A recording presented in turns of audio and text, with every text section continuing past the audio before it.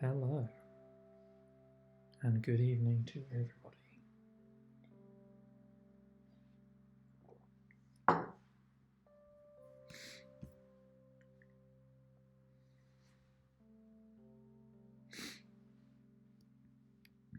Just getting warmed up.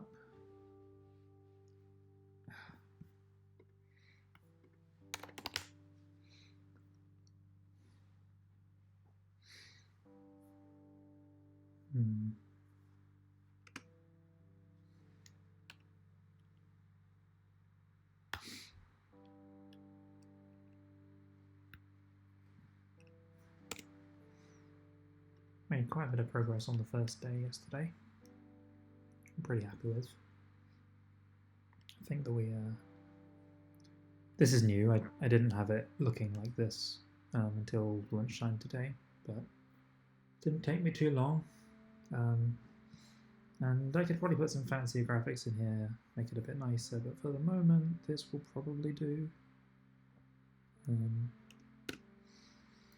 we have our lovely little room. I've changed the floor tiles since yesterday as well. I was finding it quite noisy, and it's difficult to really know how far you're going to move. I think this is a bit better. And worked out a couple of bugs along the way. There were issues where, yeah, that's the thing that can happen. So you could now die, and the game will just carry on without you forever. So that's one of the things we're going to be fixing today. Yeah. Very fun.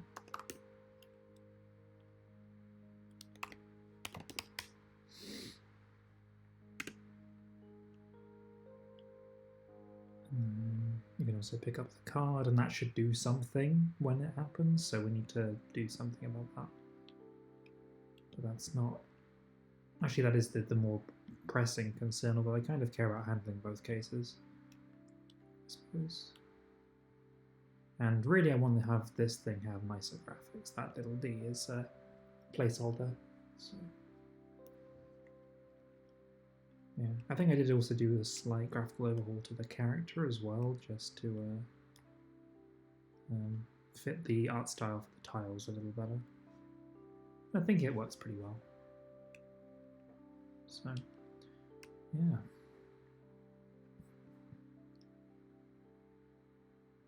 So first step would be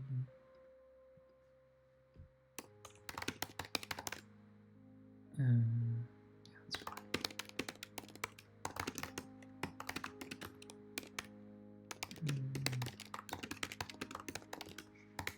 fine. Fine. So I've got this game thing here and game end event. And really we need to do something when we hit the collectible, so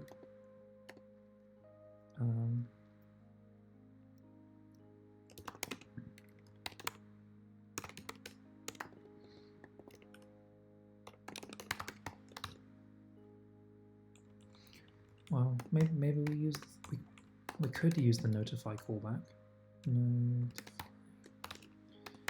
Next event, and then we can say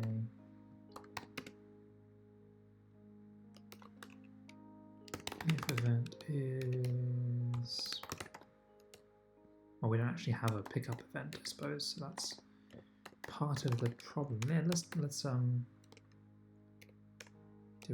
slightly differently, maybe. And to go back up to the actions, because we have this pickup event here, and it's the job of this thing to actually figure out what to do. So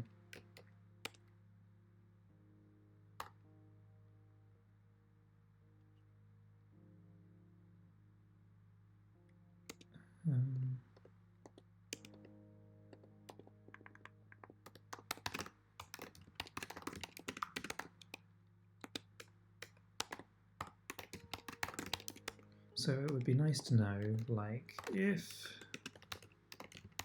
collectibles. Well, if collectibles. So if it's not empty, then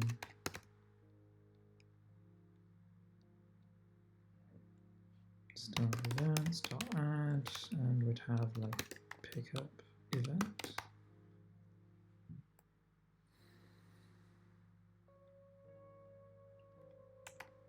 New.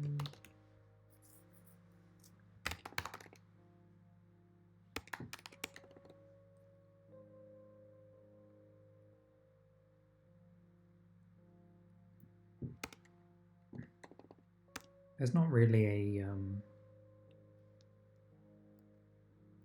inventory. Oh no, this would actually be adding it directly to the inventory. That's important to know. So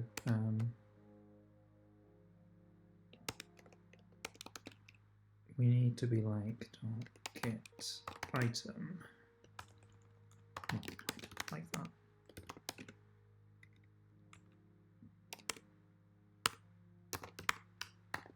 So this thing needs an item.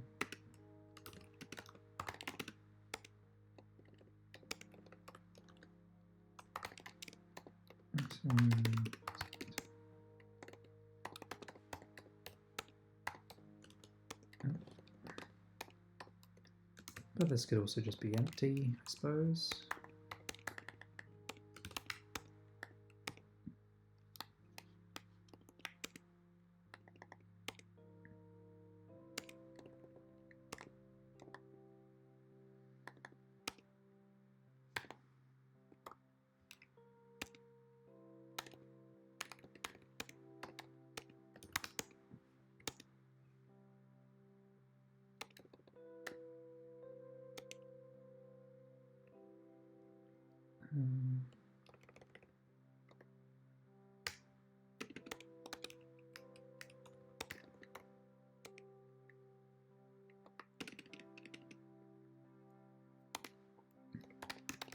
Start event. There's not a strict inventory system yet, so this will just have to do inventory.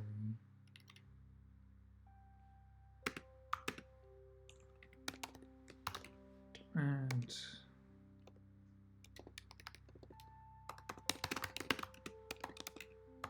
item.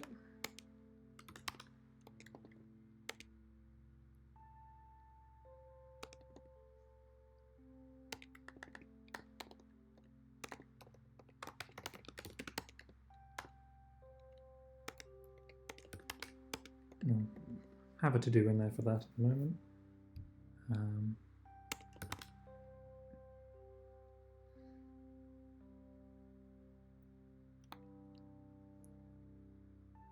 And so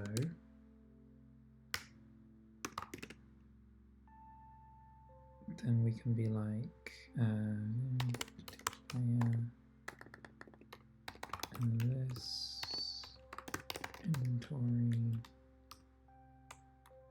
is a list for the moment.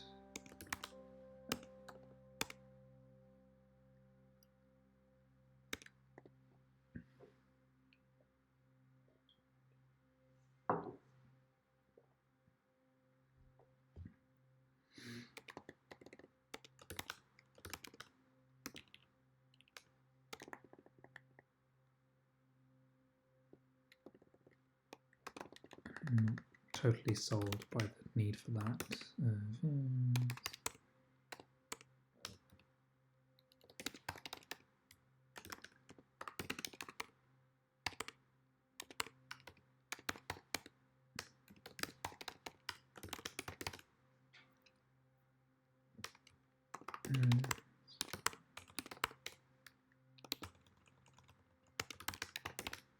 We might need it in the future, but for the moment we don't need to. That was not implement item. Interesting. And that would be because, at the very least,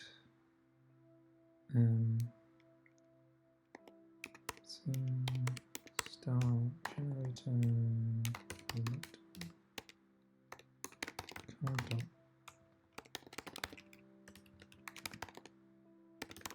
card.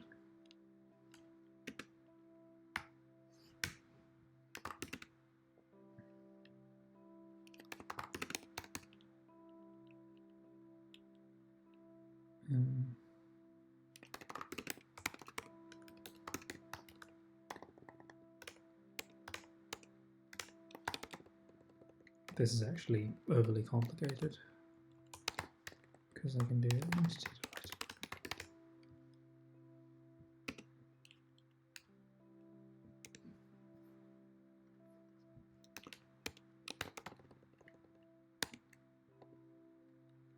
And alright.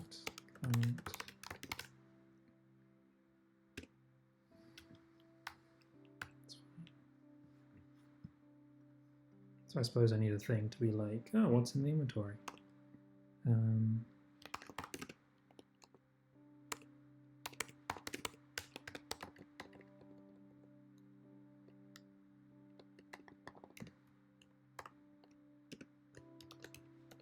If the player exists,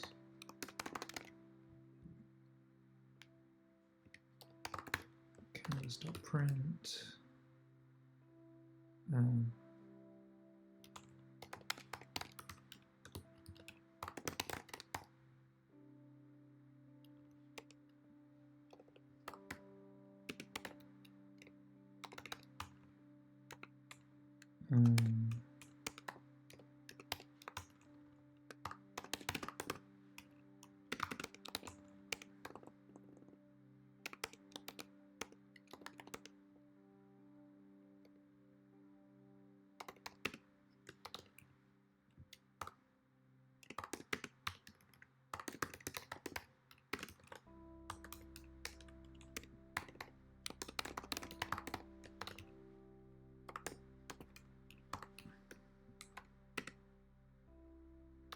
Zero. I need 5x8. Colored white.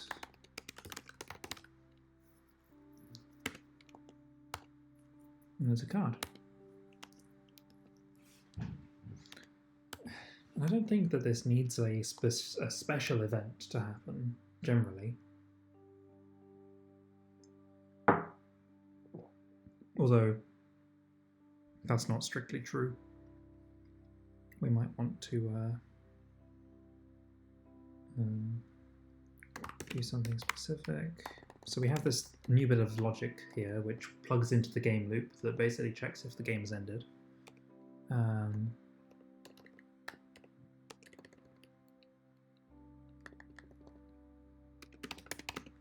As if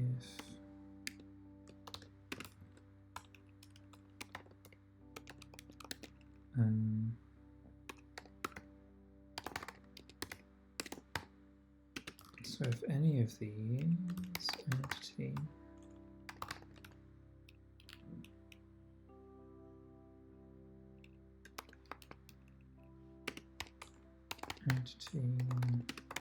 is collectible,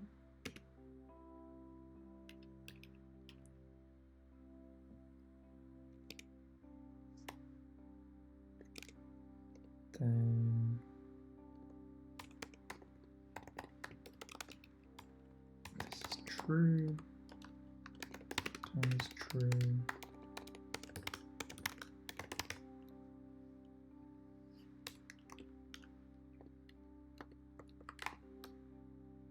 Import entity collectible for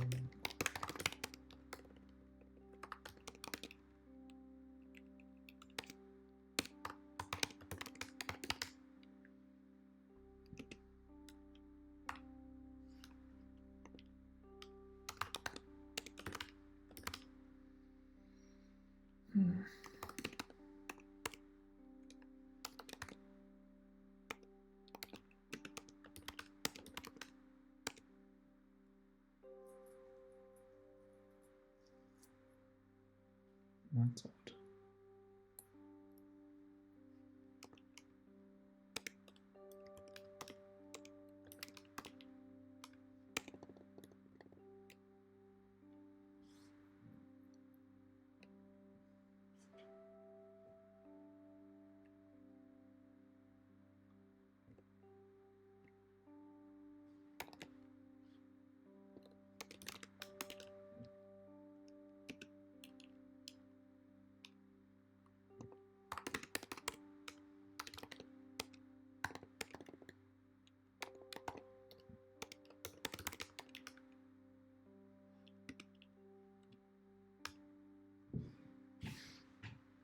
really weird.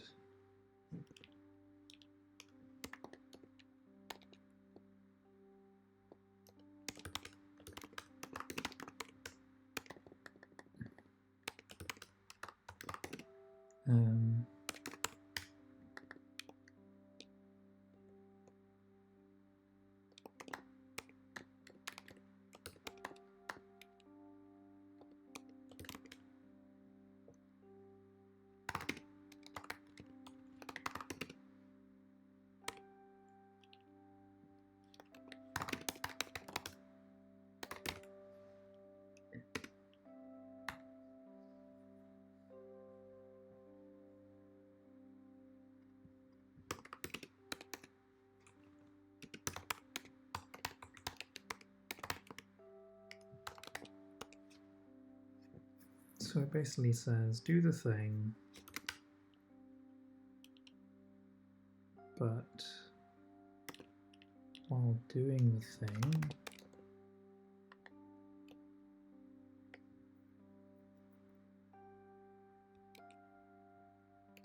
it does this.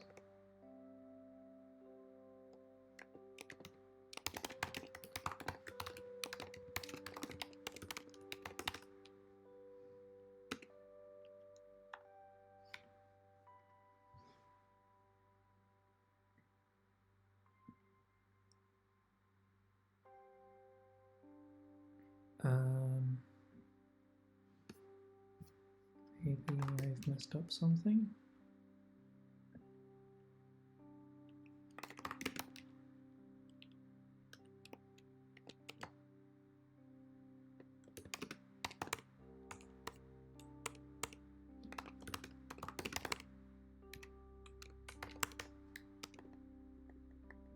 No, it does all that correctly.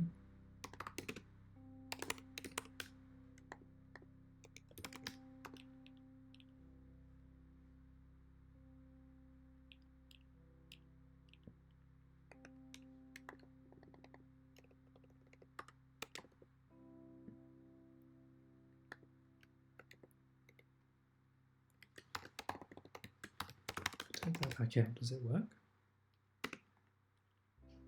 No. What changed?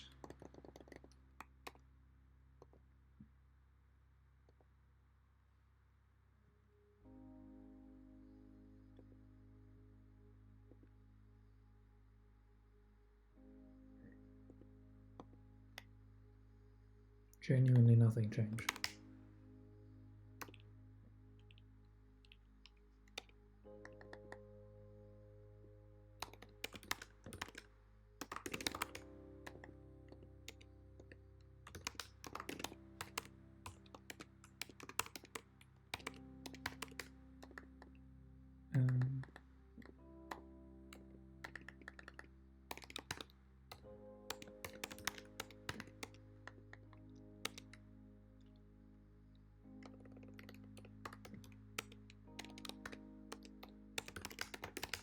Let's try that. Yeah, that was it. So occasionally Run gets a bit finicky about the order of imports.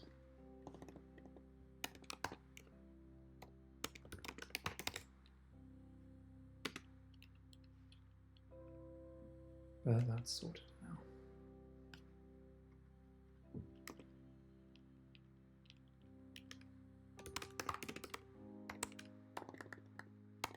So we'll put that back on.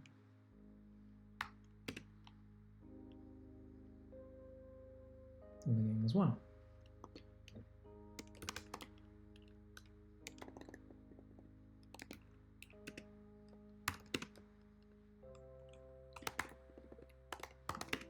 If we're done, just return. You don't need to do this check everywhere.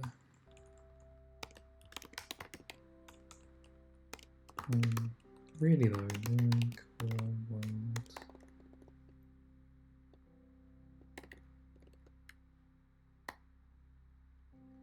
Is it a property? Like, is it is the world responsible for the fact that the game is over? I suppose it is because it's the model. It should know that the game has ended.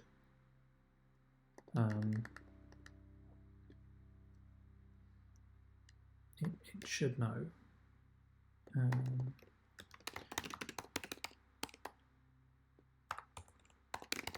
Over.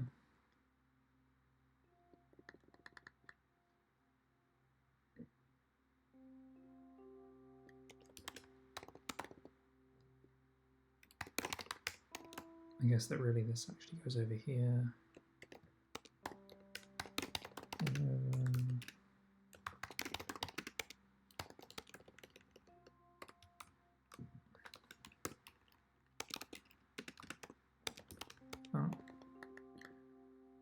And then if not game over,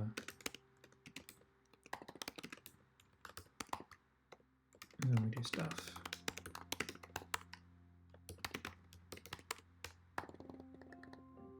And we can go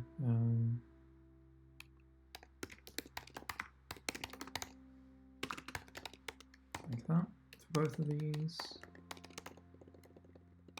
And then let's see x.parent game over that.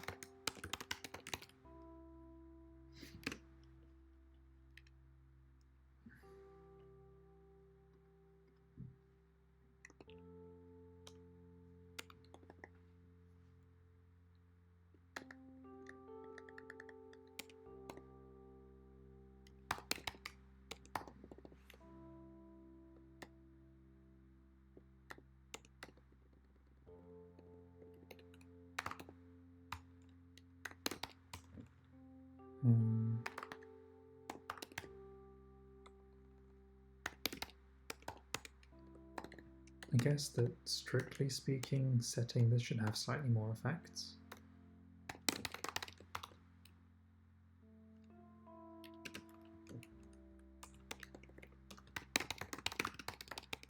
And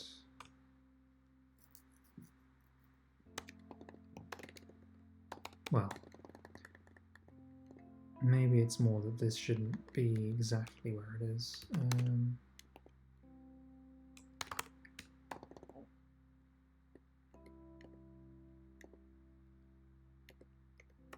If world.game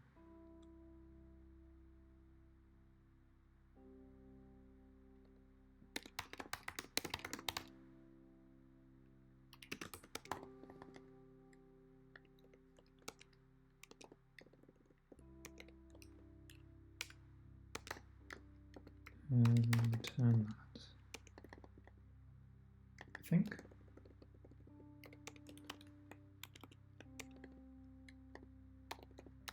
So this will still happen, it's just that the default behavior is to respect the game over mode, and everything should just stop. Yeah. And then I can't move anymore because the game is over. And the UI can separately respond to the event that is thrown. I think that's reasonable. Same thing should happen if I get killed. 1, 2, 3, 4, 5, 6, and I die. And I lost, and the game's over. Nice. Okay. And logic.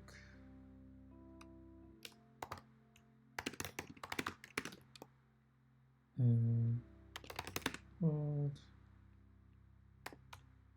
maintains a game state which external hooks can check and set.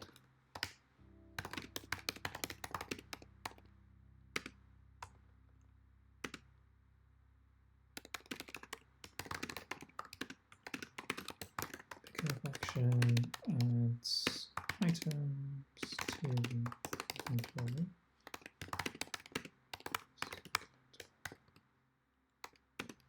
Actually want that command to work on its own atomically, so there we go.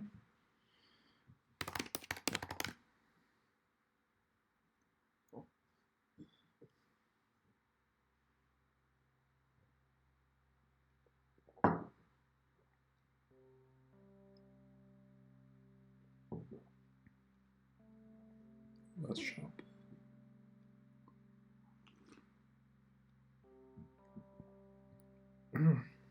Need to brew that differently in the future. Ooh.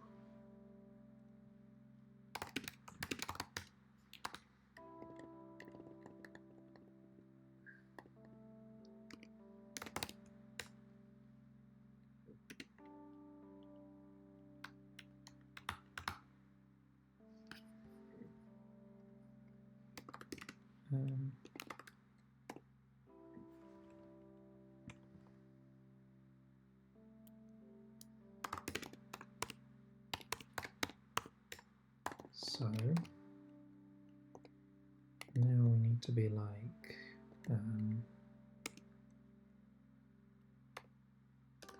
UI.add game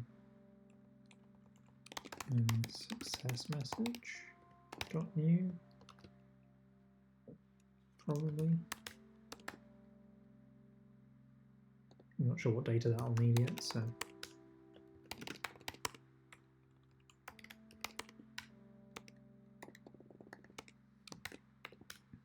class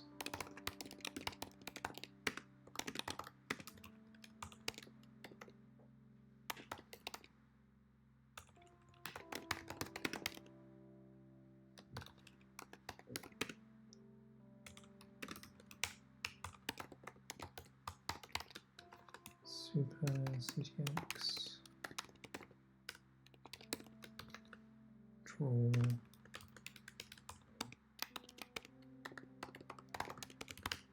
needs to be passed into there so that we can do some suspicious stuff later.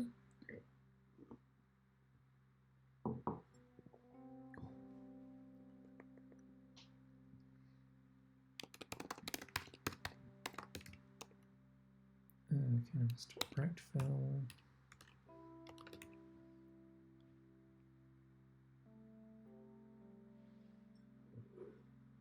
And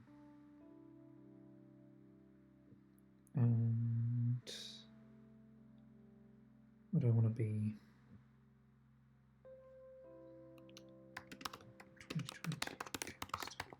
2020, no, minus 40.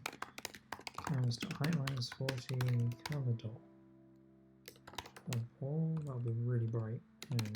And no. Let's use the actual palette that I'm using.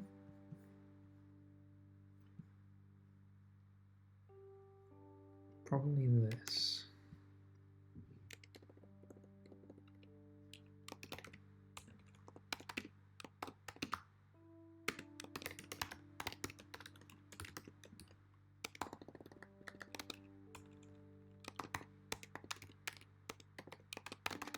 And then canvas.print. Congratulations. 30 color black and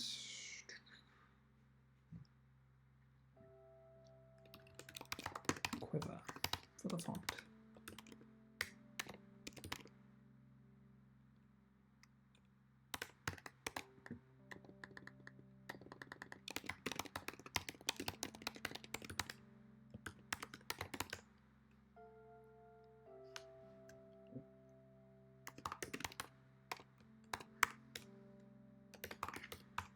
Need to import the graphics module for canvas and color.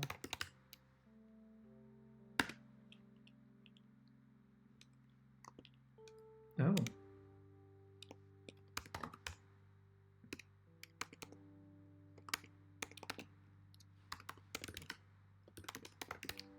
This is already stupid and broken, but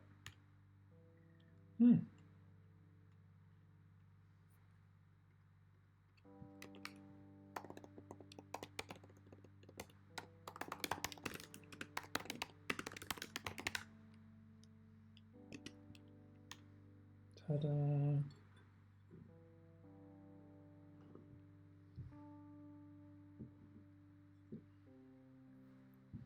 We can probably do some fancier animation piece or something when the final game is done, but it's actually quite good.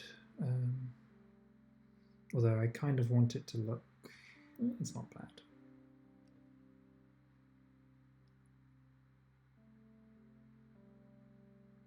I reckon we could massage it a little bit, but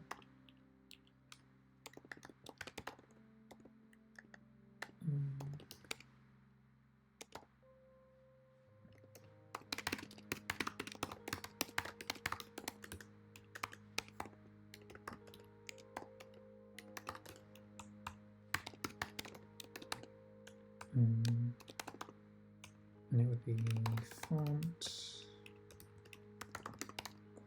64 dot area text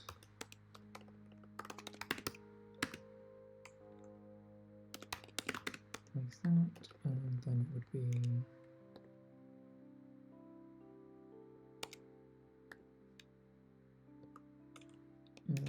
canvas dot width minus area dot x over 2.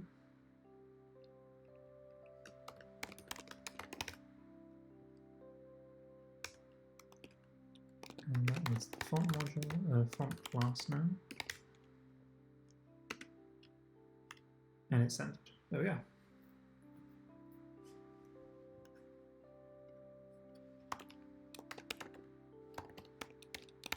And then 507.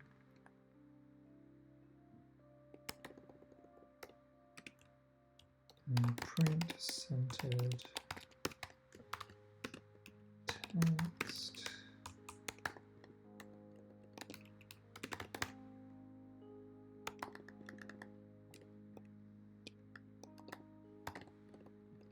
Like this.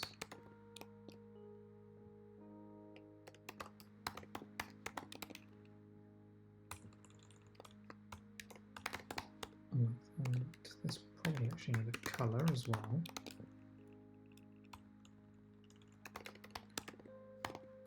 And color font.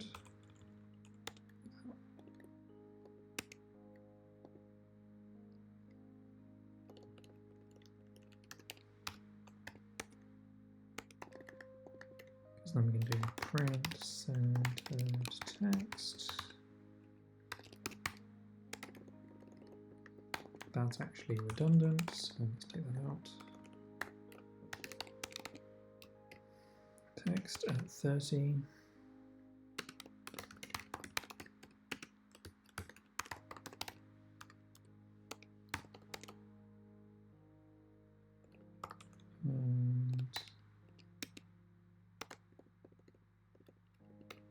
And return area.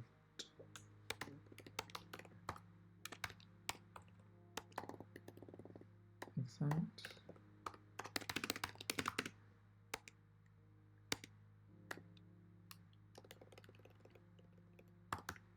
Y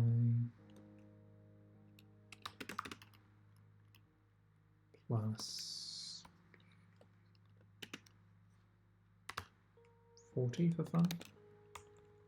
And 5x7.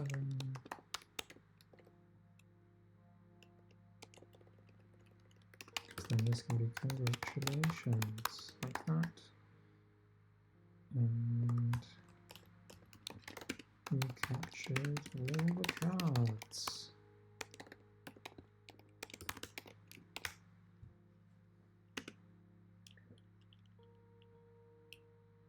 Ta-da!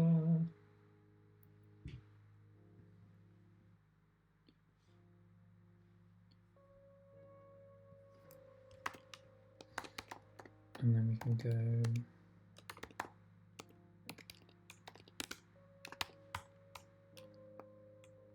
hey Ben, how are you doing today?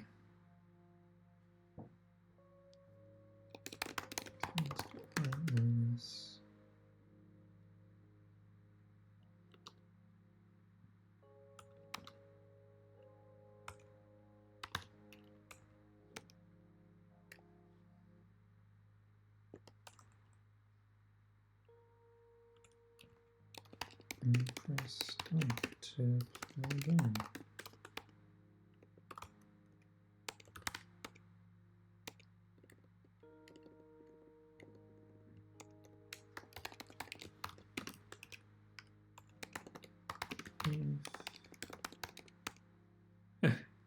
Procrastinating and doing nothing.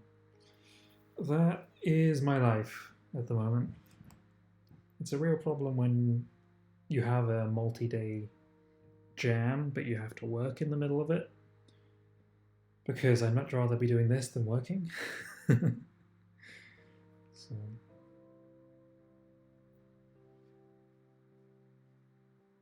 It's a mood. But so long as you're well, it's all fine. Space.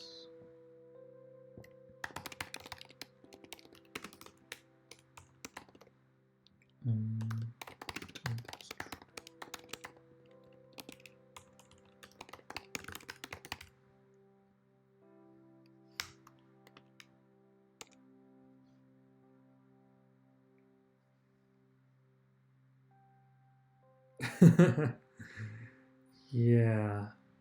2 weeks is quite long for a game jam, actually, now that I think about it. I mean, what have I worked on that was 2 weeks long? I think Low Res Jam might have been that long. A game by its cover is 6 weeks, usually, so that's also pretty hefty, but you kind of know that going in. Some of that sort of thing really comes down to good planning, though. If you really know what you're going to make, it's a lot easier to spread out the time. You're going to have to maintain the motivation. It's tricky.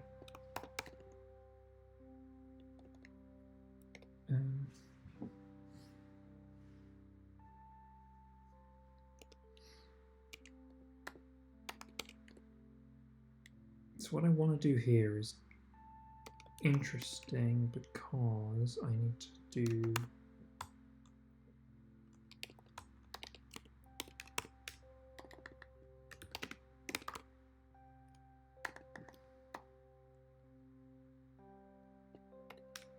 I need to replace in args, replace scene none,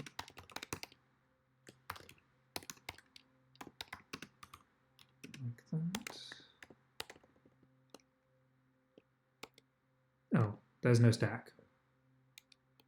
That's stupid and fine, I guess. Why the hell did I call it push?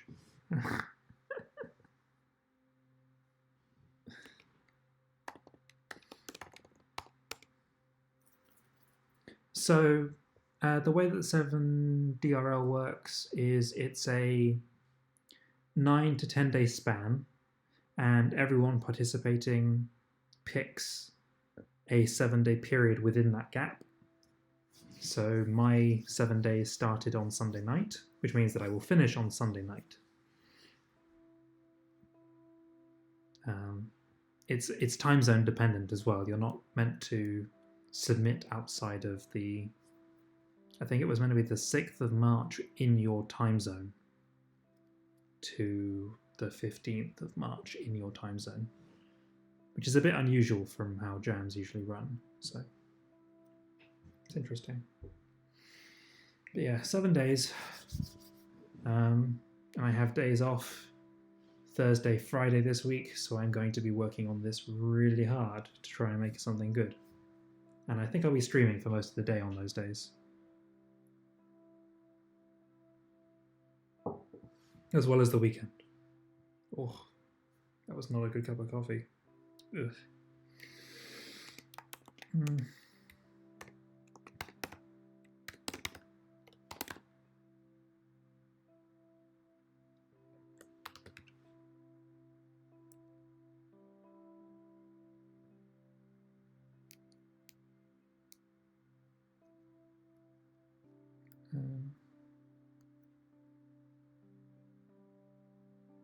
And it would be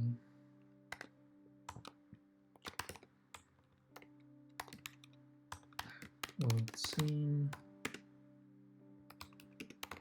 world,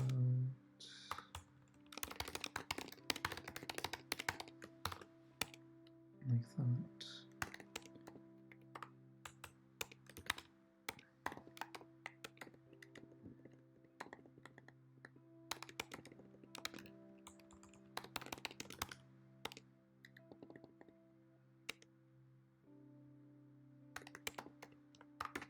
Import scene, game for world scene,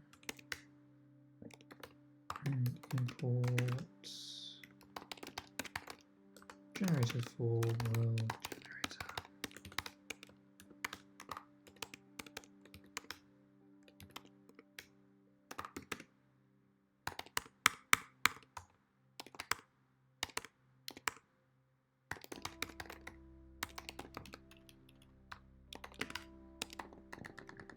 Because then all of this stuff here, which I've been gradually moving further and further out into its own file, eventually gets its own file. And I'm pretty sure that all of that goes in here.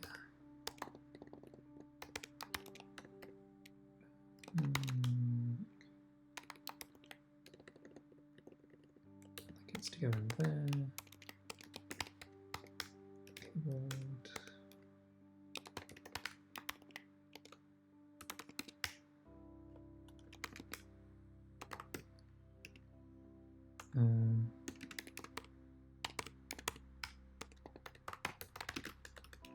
Import generator for world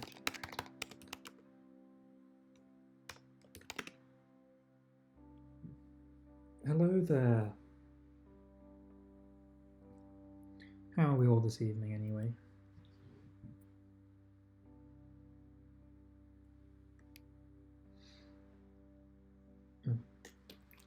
Just realised something stupid. I shouldn't actually bother wearing these if I'm not listening to anything. Okay.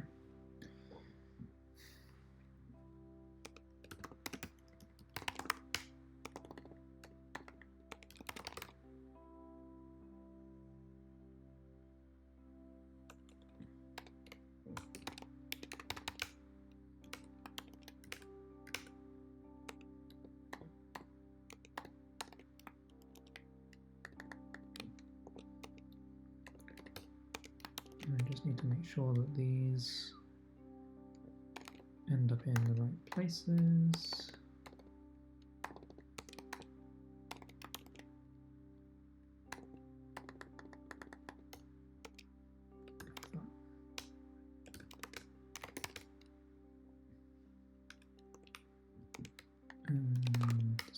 Oh, this does use the display.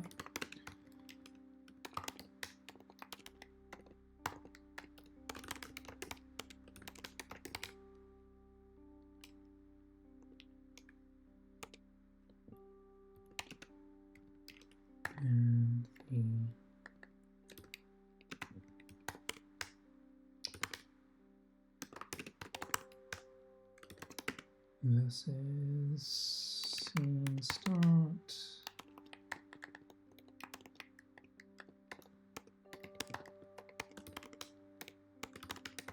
Okay.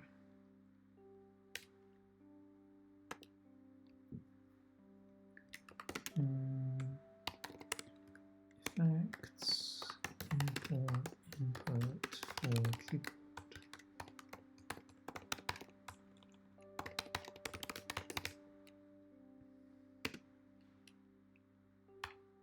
And then it breaks. Nice.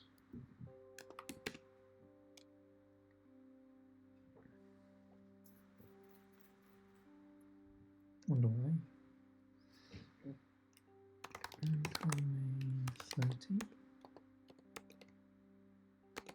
Oh, that can't be null. It's gonna be like that.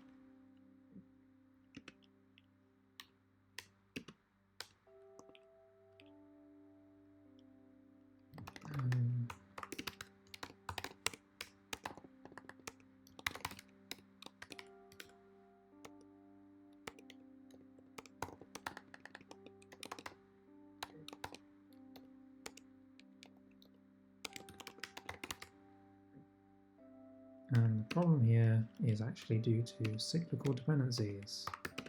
Because game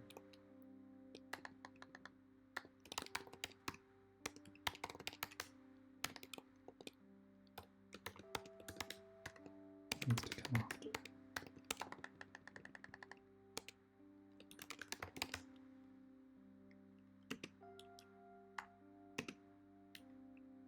There we go. Cool. And everything resets. Nice, that's what I wanted.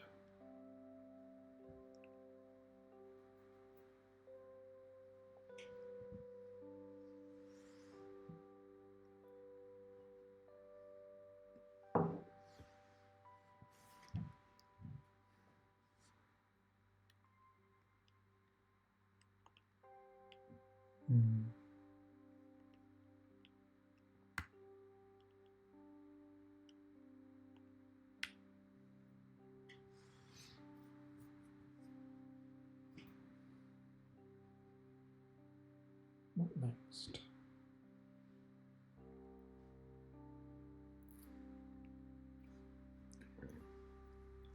I suppose.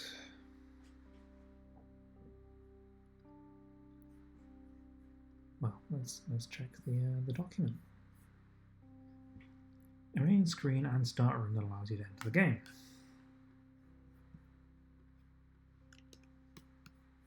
Check. The game's got one room with a card in it. You can move around.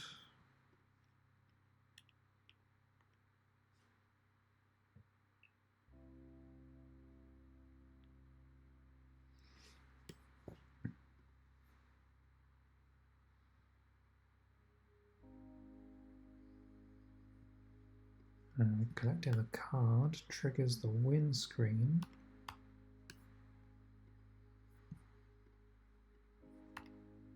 Yep. And we just need a rest action.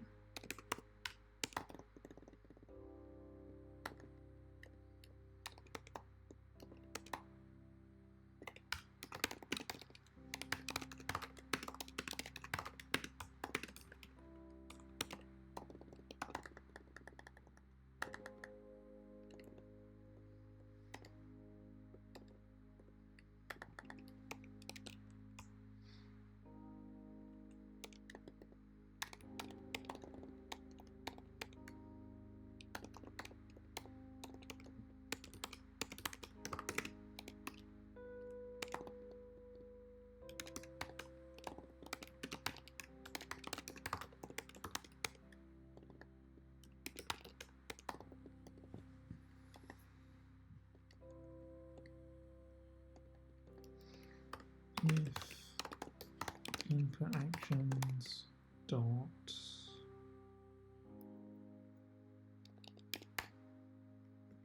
rest.firing head action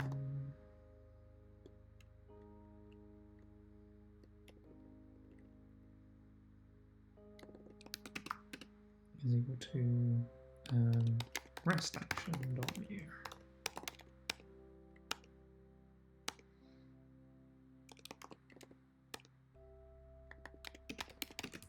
Else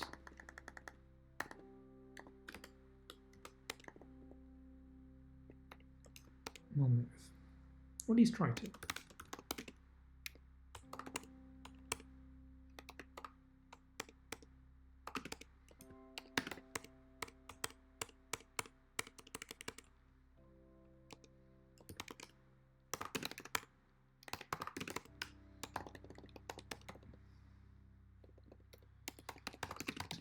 Rest.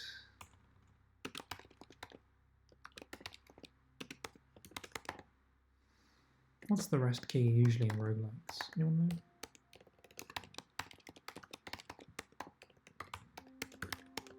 So we'll just do that for now.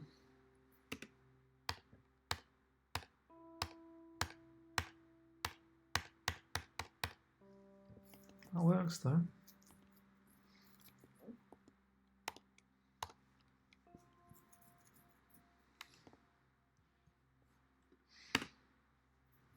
and so you can rest.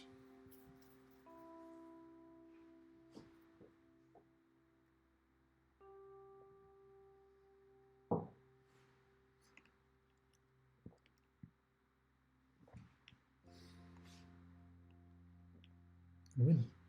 I wonder if it should take you back to the main menu rather than straight back into another game, but I guess you could pick. You could have a thing. Oh, that's an interesting setup. Trying to watch Twitch through a VLC. I mean, you can, right? Because it allows you to stream sources, but you'd have to get the special URL that Twitch would be streaming from.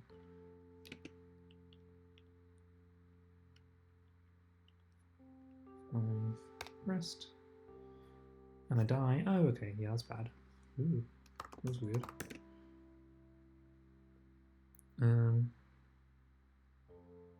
Why would it do that?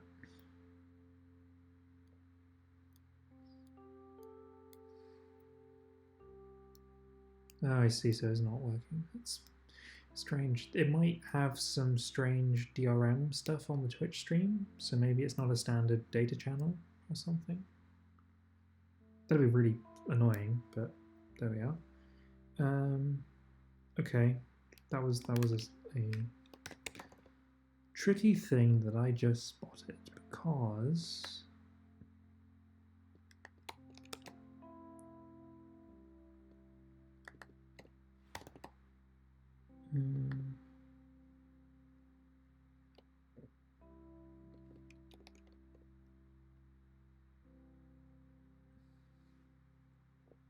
oh, that's interesting. So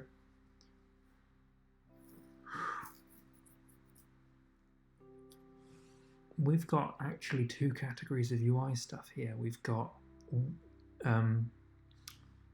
diegetic and non-diegetic UI to worry about. Things that are in the world and should be offset to the world space, and things that are not on the world and so should not be. At the moment, we treat it all the same.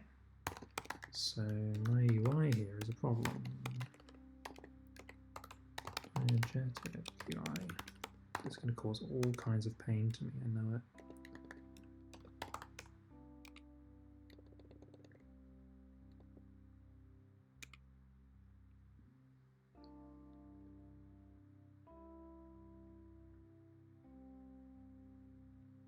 Because basically I need like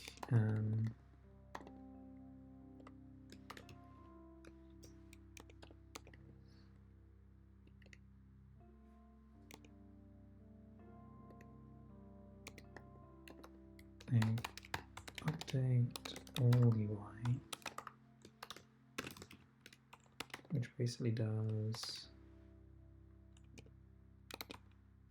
diegetic UI.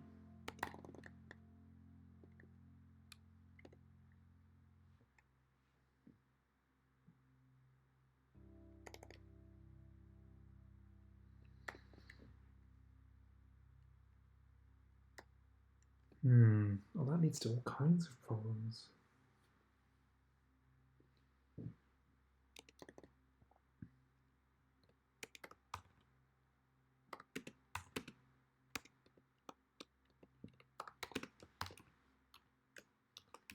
If diegetic UI.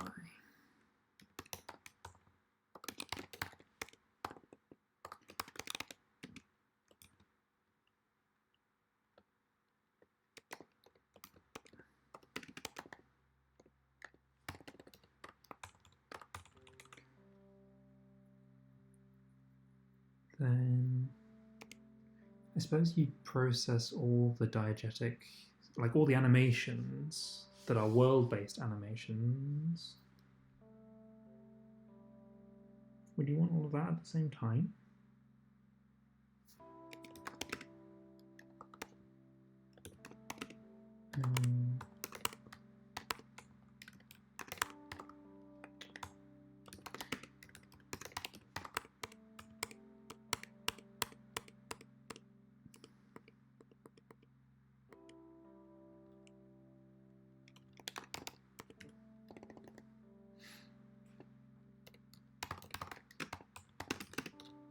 guess that I could give all the UI a priority and then be like, process all the things at the current priority. Maybe.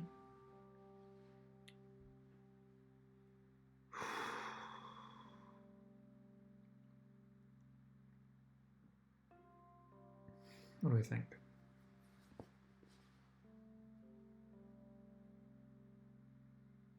And that might be a step too much at the moment. Let's assume that only one piece of UI executes at a time, updates at a time, I suppose. Else, if UI that, then we do that.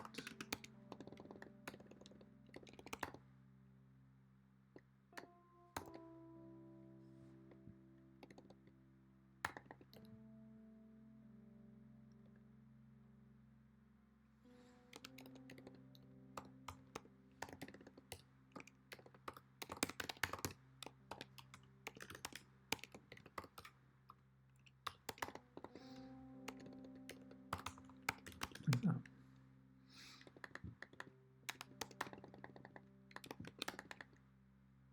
And then return true, return true, return false.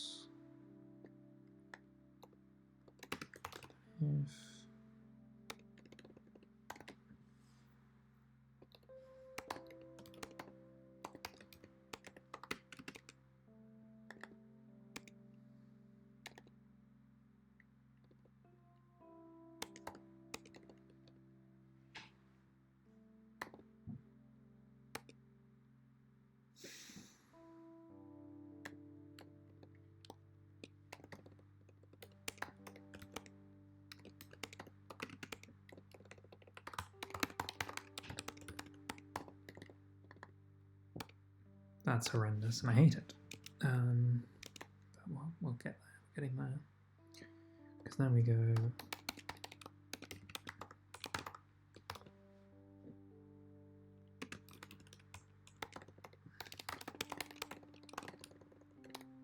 Too much. That. And then really we can actually just go UI 02.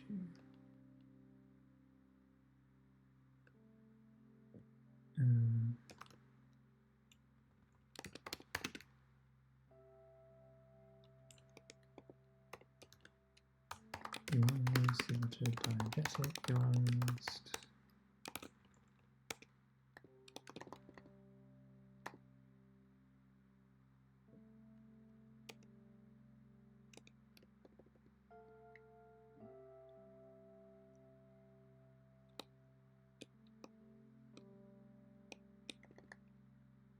Then we go if UI list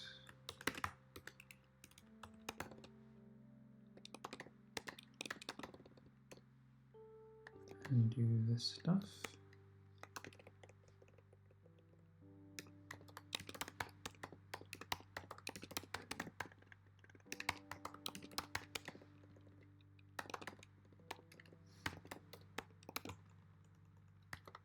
Like that. Oh, nice. That's kind of cool. I guess you don't get a web browser being open, I suppose. So is that the kind of the point, is to have like an on-screen window outside the browser to watch from? It's the main reason I could see for doing it.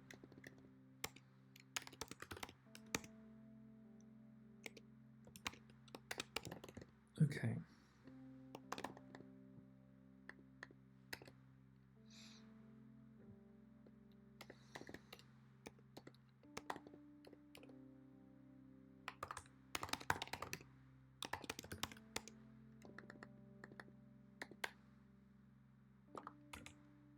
And then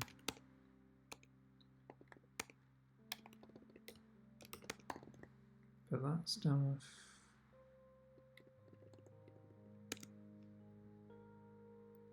Ah, fair enough. That's true. if you're watching through a browser, the browser's going to be consuming a lot of additional memory. If the only thing that you're doing is watching me, then A, I'm flattered, and B, works out better for the system. Lots of things probably broke here. Menu seems to work. Cool.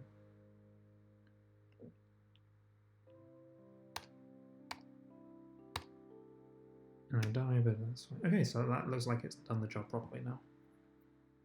Ugh, that's not something I thought I'd need. There we are. Scene game. Game end. If event.1, then do this one. Else, do this one. Failure message.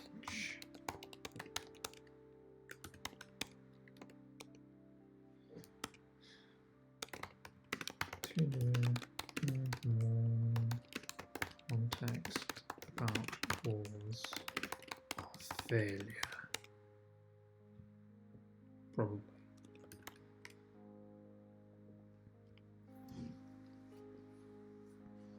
I'm still fine-tuning this, but I do like the framework that I've got put together right now. I'm excited about building stuff with it, and then ripping it all back out to make public again. We'll see. So Bob, as far as I know, Bob took like a back seat to focus on work and other life things, and also to focus on crafting interpreters. So he doesn't tend to come in to look at the project so much nowadays, but I think that if he wanted to, he could. So Ruby is the primary maintainer.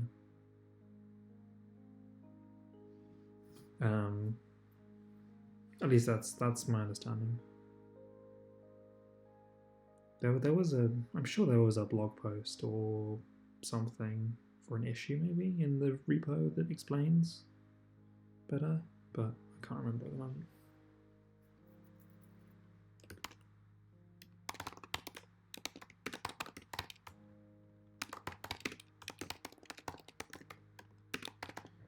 Please down here for safety.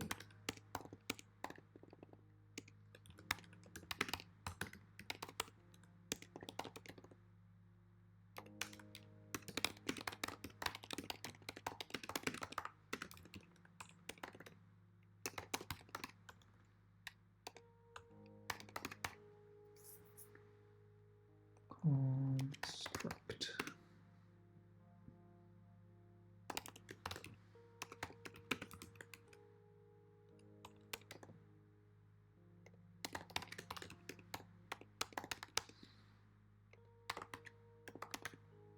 Finished false.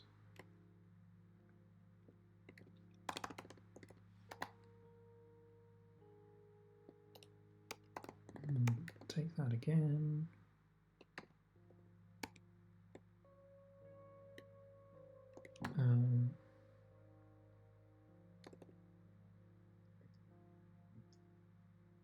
I need like a utils-y type thing, but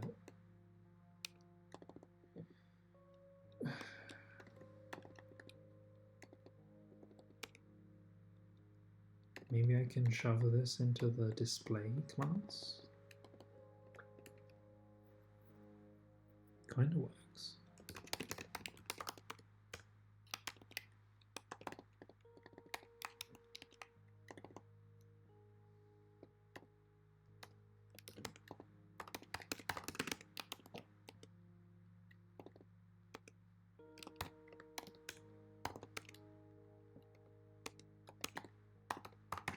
Import core display frame display.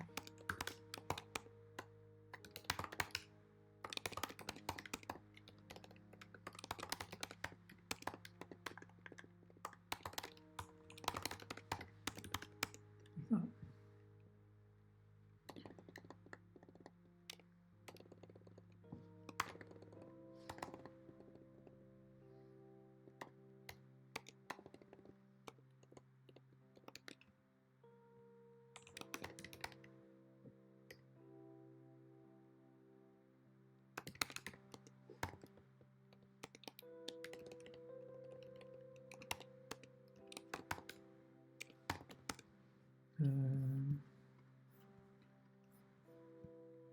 guess we can use this red.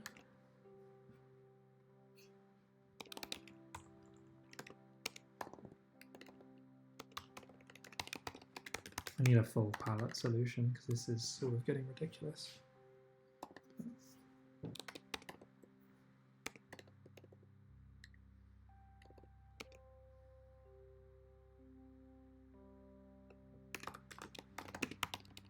You were defeated.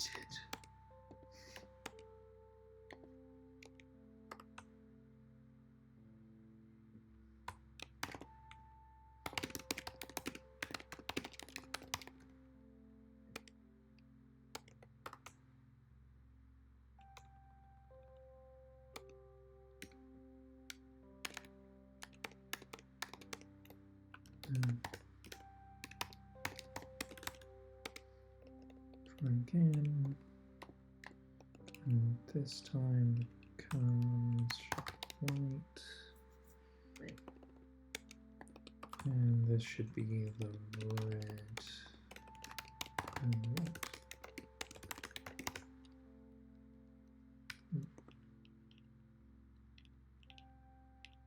And then call display.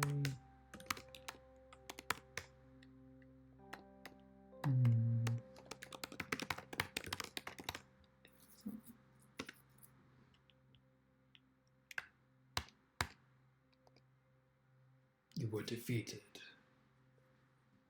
Not ideal, but I do like this text. It looks sufficiently good.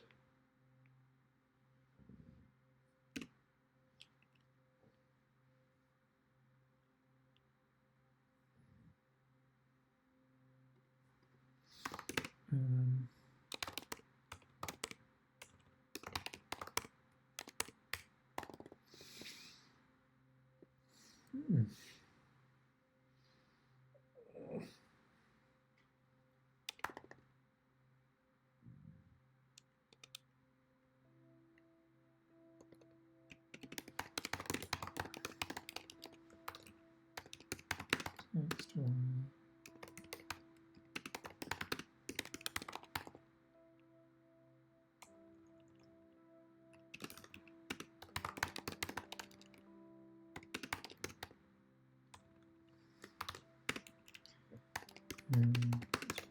Font no. Max width, and then if max width is null, just do this. Otherwise, do this, and then be like if area.x is greater than max width,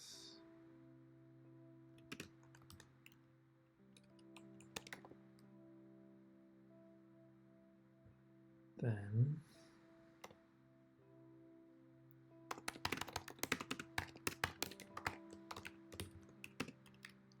split on spaces. Oh, does split give us a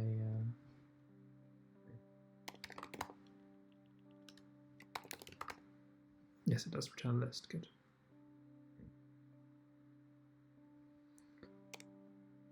And then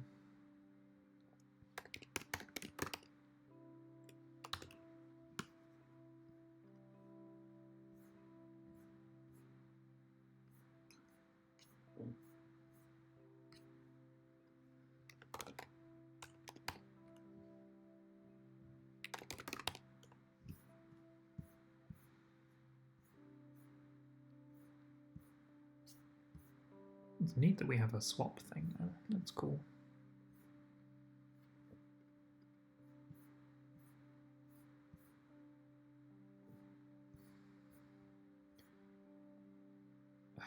How do I take like a subset?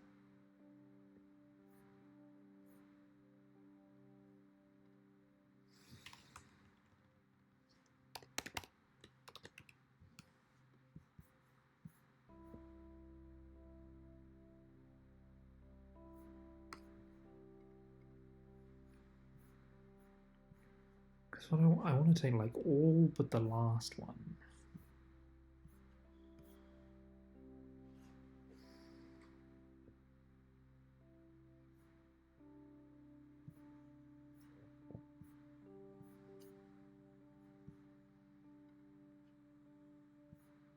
I don't think there's a smooth way of doing that without being like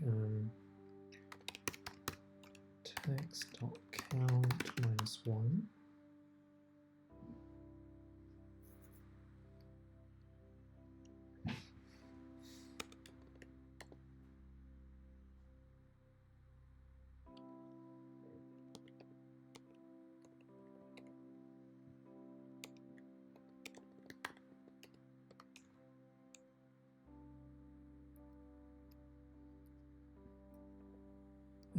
What do I think about creating a mini language with an interpreted language? I don't want to build an interpreter from scratch, and the language will have a very specific and personal use case. It really depends on the application.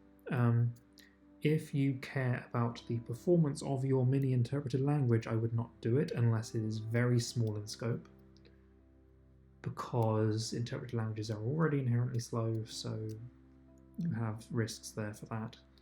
If it's for educational purposes, that's fine, I think, because it's personal and no one's going to use it but you, just to see if you can. But it's not terrible, because at least doing it in a interpreted language of some kind allows you to focus on the implementation and not worry about the memory management issues that you run into. So long as the language you're building in provides all the things you need, I don't see any reason why you can't. So, it depends. Like many things, it depends. I wouldn't do it, I don't think, unless, as I said, it was a very specific and focused use case, because it's difficult to do more elaborate stuff. But saying that, there are reasons you might do it. I could, like, if I wanted a way of scripting game effects here in this game, for example, I could build like a mini interpreter for that particular thing. I wouldn't want to, but it's valid. And in fact, this comes up in Bob's Game Programming Patterns book, which is a fantastic resource if you've not read it. But the bytecode pattern is of relevance, because it's like, give behavior the flexibility of data by encoding it as instructions for a virtual machine.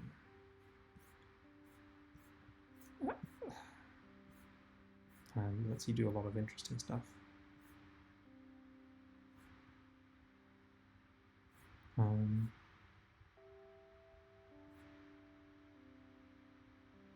So yeah, it really depends on your use case. Oh, my computer now deciding to kick up a fuss. What's up?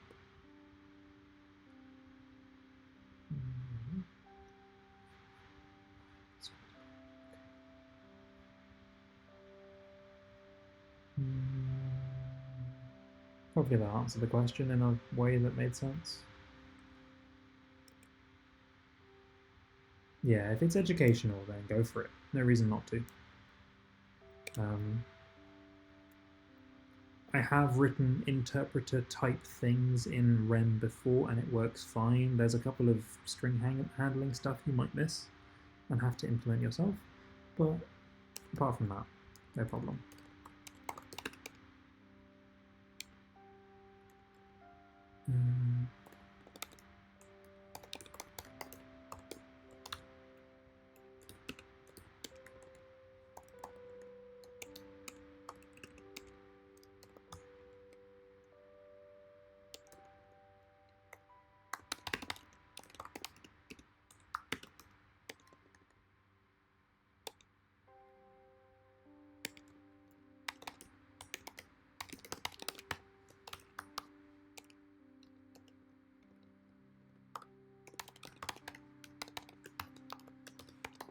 do that instead. And be like words.join.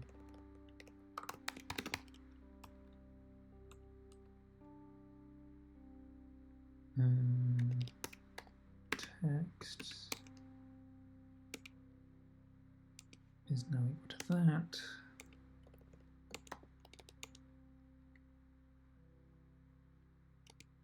Then do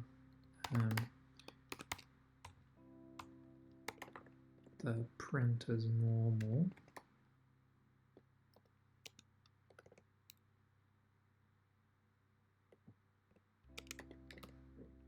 And then do print centered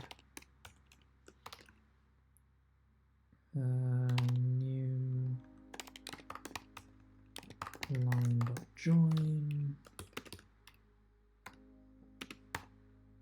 y plus area.x color font max width. This could go horribly wrong, so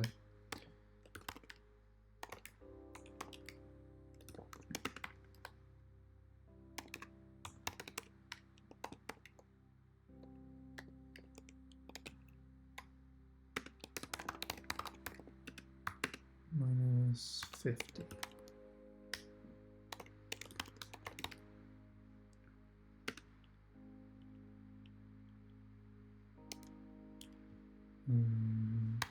Press. Oh, it died. New list. Oh.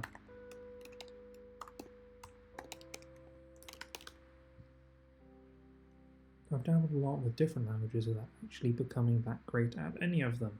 But out of all of them, Ren has been the most satisfying to code in. It's a very neat language. I agree, it is a very neat language. And it just feels good to work in. Infinite loop. Good job.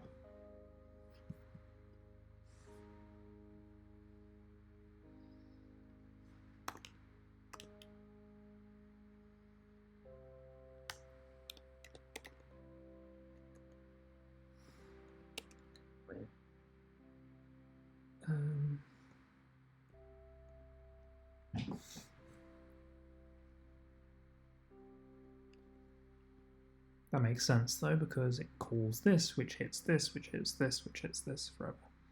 So we need a base case.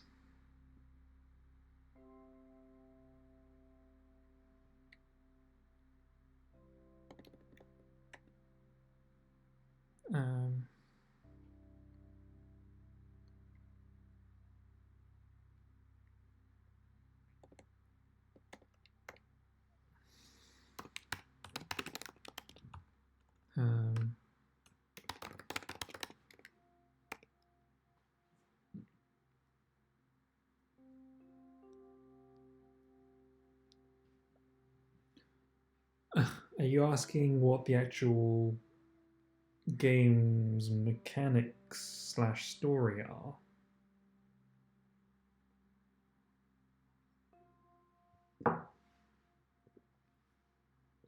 I see. So the idea for this is that you are in a magical academy and you've accidentally unlocked the seal on a deck of really magical cards, really powerful cards that escape, spread over the school. So you have to go around collecting them and using the ones you collect to catch the others. And then once you get them all, you win. That's the idea.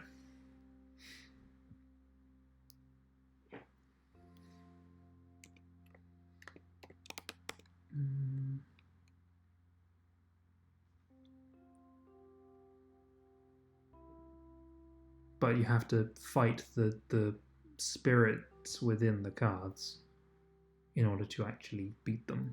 So it's going to be like a bit of a boss rush game. Should be interesting if it works. I'm not sure if it'll actually be fun until I build it, so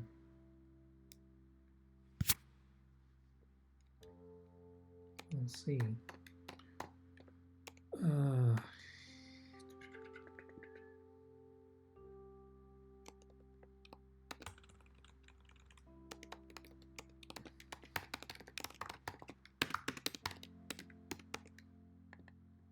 Starting width is like that. If start width minus area.x is greater than the max width,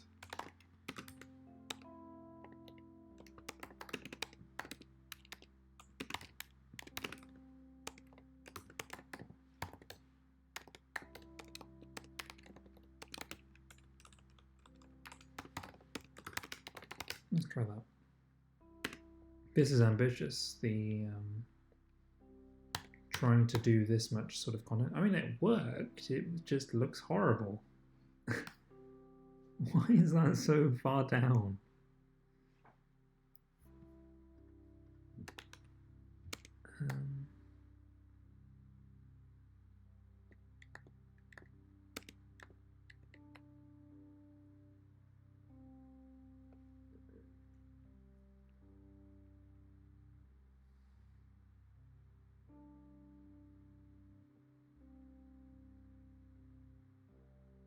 Oh, that's why. It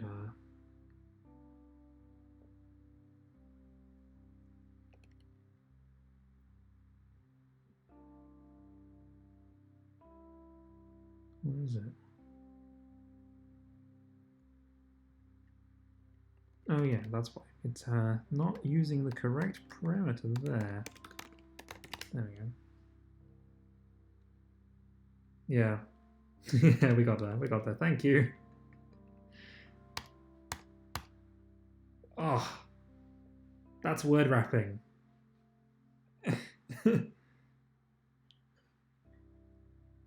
Is it possible to attach a method to a...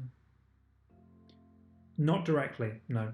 The way that I do this is I wrap the existing object in my own implementation. So if you're building a stack, I create a stack. I have one of these. 480. Utils, yeah. I create one of these.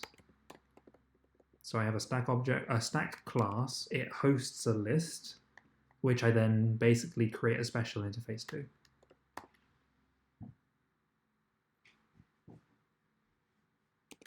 There's no way of really doing that otherwise. You can't subclass the core types very well, which is a little annoying, but maybe that's something that we can work on.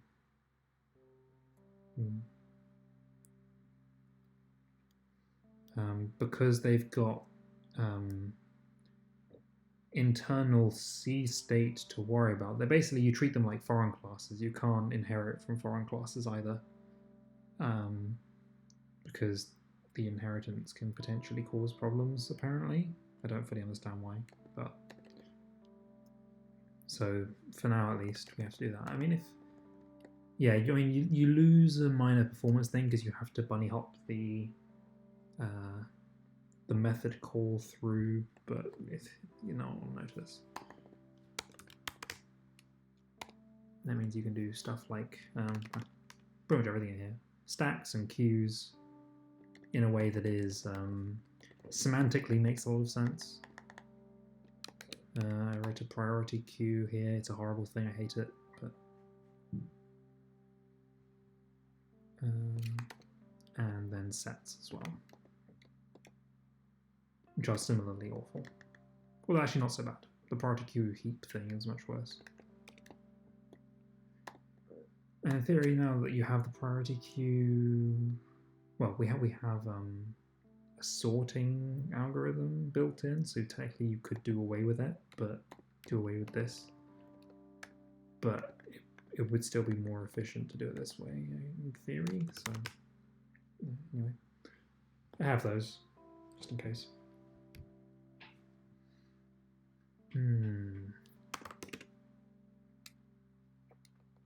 Still, I'm impressed that I managed to write some facsimile of a word wrapping algorithm here.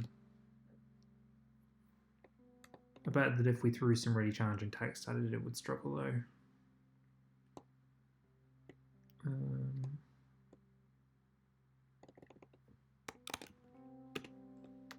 And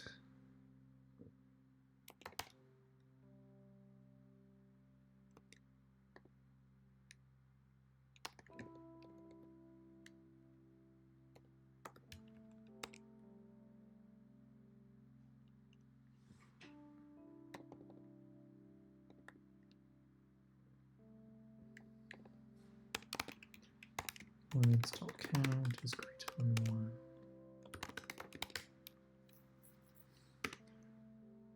Because then if you wrote a really long word, you would get stuck because it couldn't actually break it down otherwise.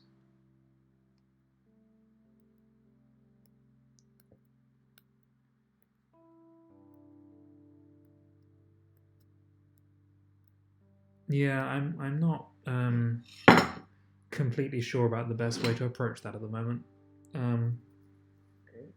The way that I do it for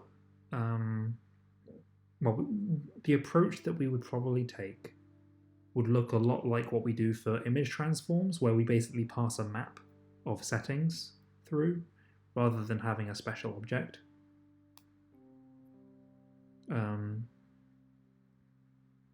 And then you can basically put in whatever properties you like. I need to go in actually and change how that works very slightly, because that was written before we could access maps from the C API, which means that it actually converts it to a list first, which is a memory allocation too much.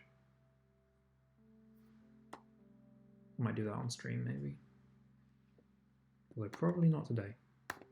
But it doesn't end up being that bad. The downside, I suppose, is that they're very free-form objects. So, but there's ups and downs, ups and downs. Yeah. I think. Plus, it's consistent. If we do settings objects as maps, then you get that kind of named parameter thing going on, which I liked. That's why I did it that way for the transform object, is I wanted a named parameter system, because there's like 12 different parameters you pass into that thing. Trying to put them all into a long list or into an argument list was horrible. So, and some of them are optional. So I think we will do it with a map.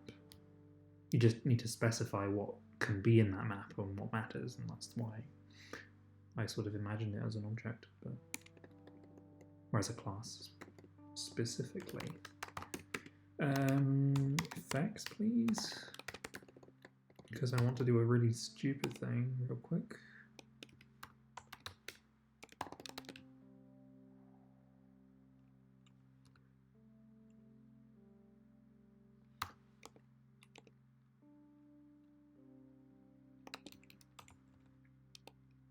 And 65. And what's like the longest super carriage? I actually can't spell the damn word.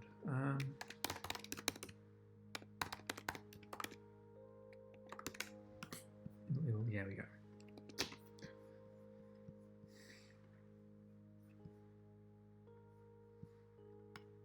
I am procrastinating very slightly, but I want to know if this works.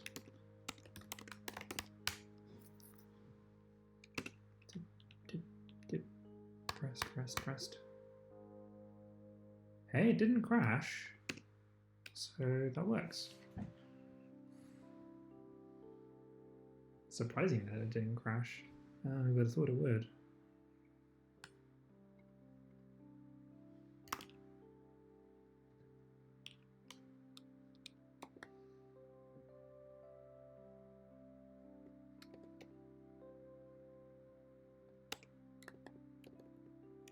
I actually need to invert these two clauses, just in case. I'd want it to be the other way around.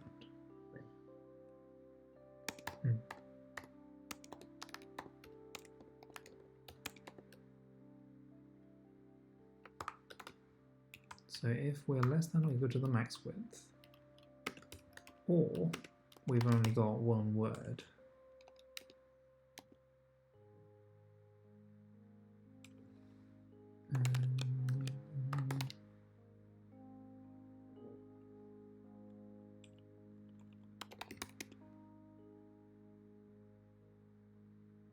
oh, no, it's fine, it's fine, it's fine. We got it right the first time. Cool. Because it prints it here anyway. So we print that and then there's nothing left, and because there's only one word left, it can't break down the word. So yeah, that is actually how you would do really crappy word wrapping. And it centers this one because I'm weird and I wanted it to be centered.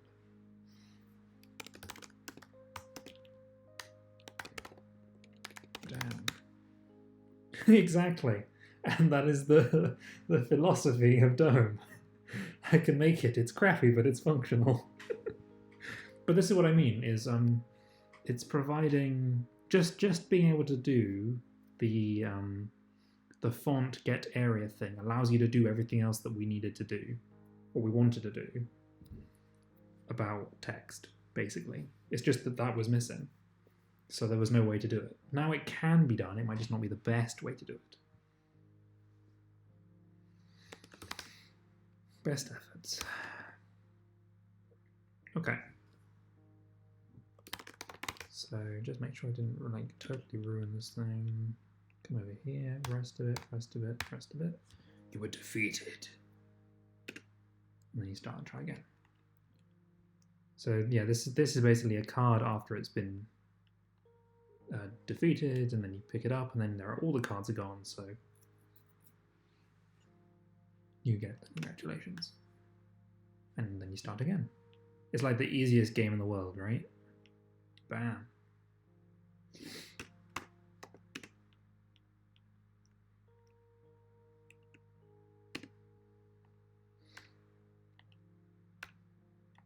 You probably shouldn't move onto the thing that you kill. That doesn't seem right.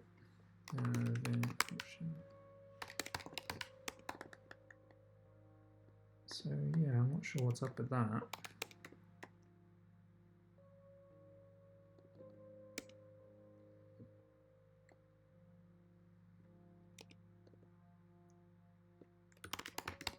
You might have just ticked.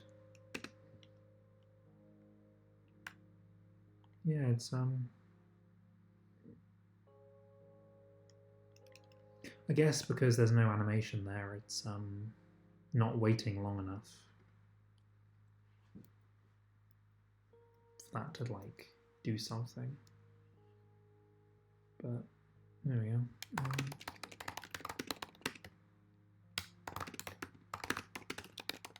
Added messages for game ending following restarts.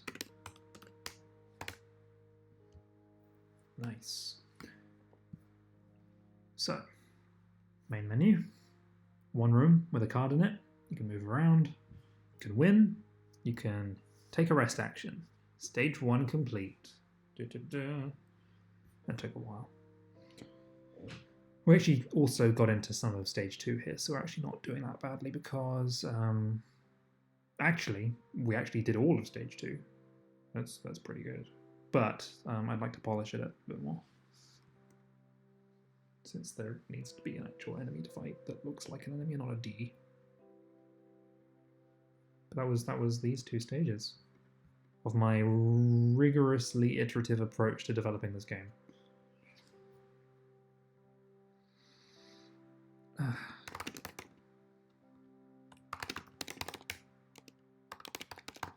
Stages 1 to complete.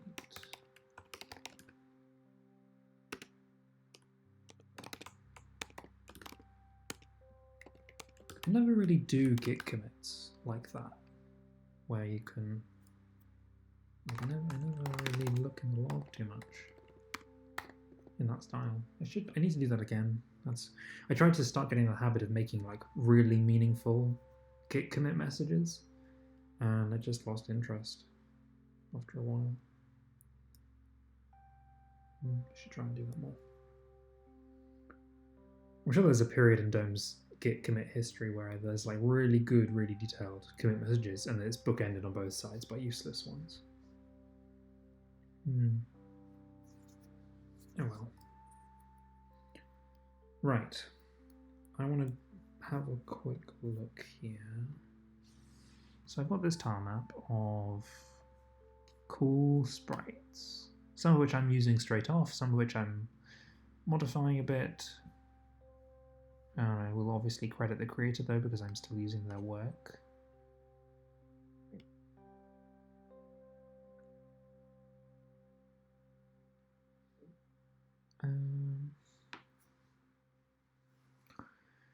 Of course, none of these will really match my needs for a villain. Aha, yes, commenting code is also a thing that I am not the best at, but I do my best. I comment where it really counts, I suppose. I try to. Sometimes you forget to. It's fine. It could be worse.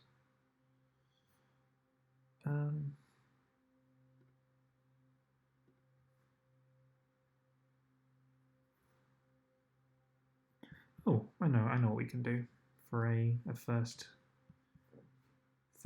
thing. Let's go and grab. Who's got a sword? But only a sword. I suppose you could. Okay, do I make this so that it's a sword, or a person being possessed by a sword? That's interesting.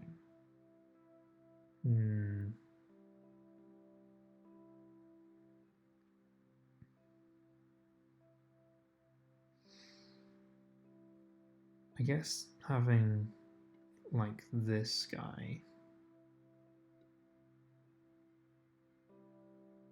would be more intimidating.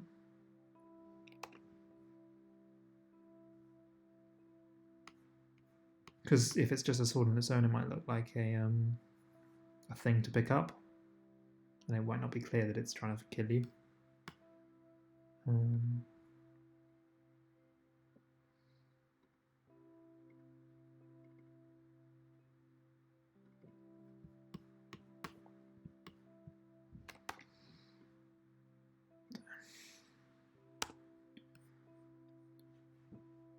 Right.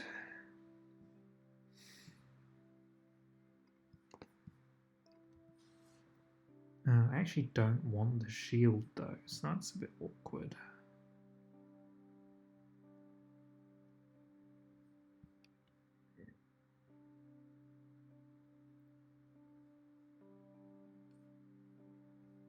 What do you look like without the thing?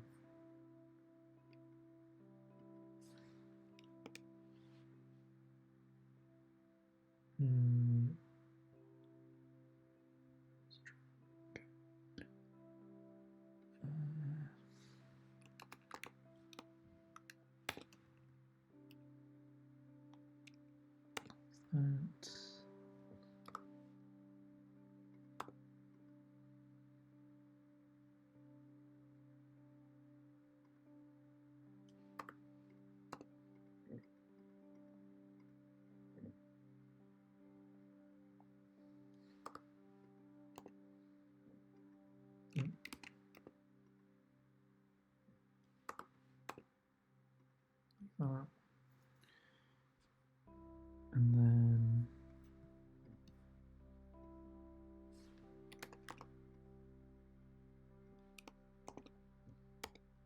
that.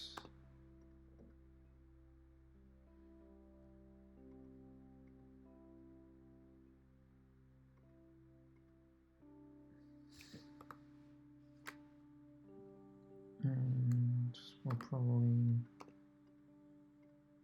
do that and have like a flesh toned.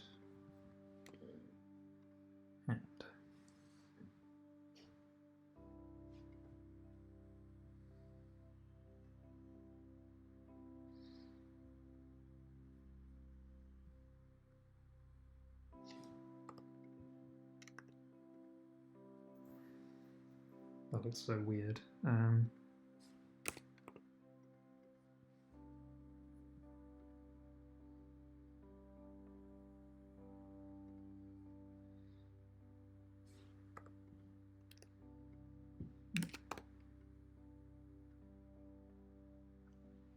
Bit better.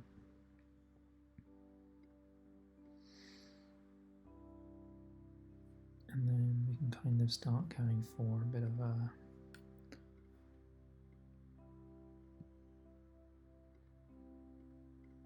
maybe an armor plating.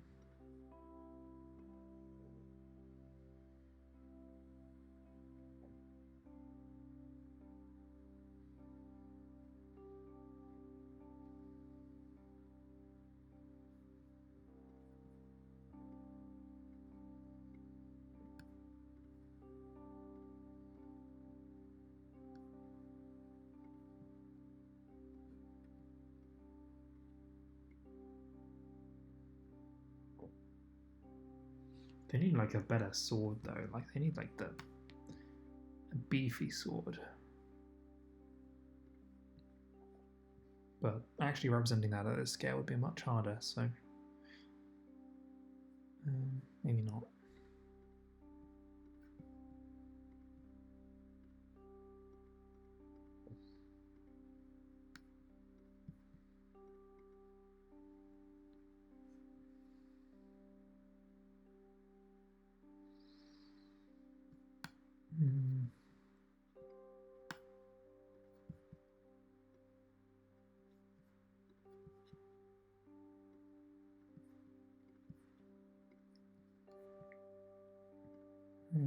It's kind of got a beige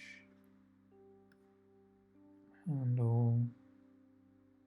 I've actually drawn this sword already, so let me I should just use that.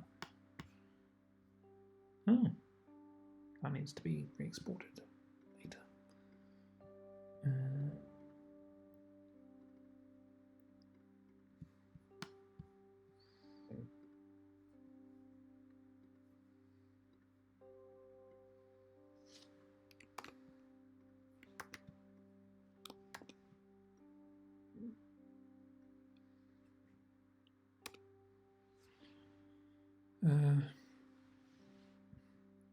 You can do map dot contains key brackets the ID of the key, the key that you want. So you can do whatever your map is, contains key.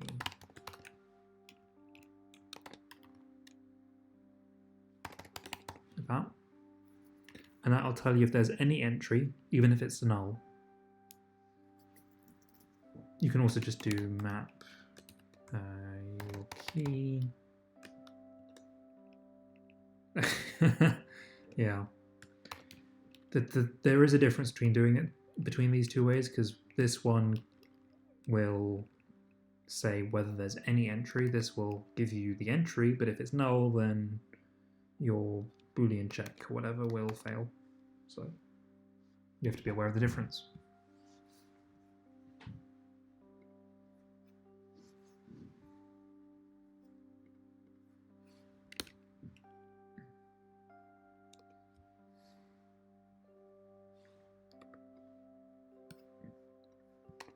I guess we do that.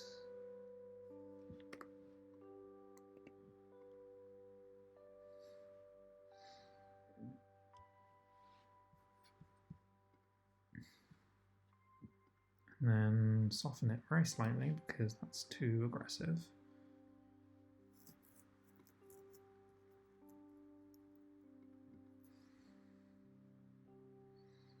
They look like they're wearing armor. Yeah.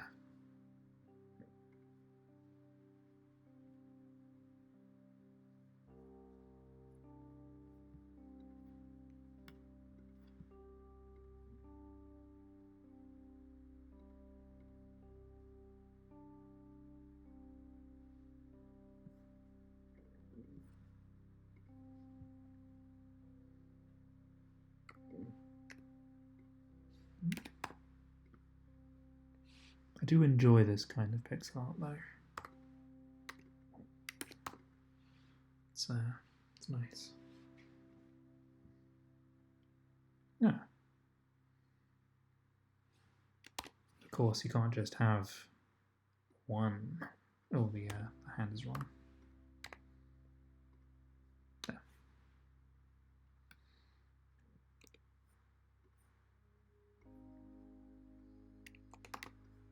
Need a second version.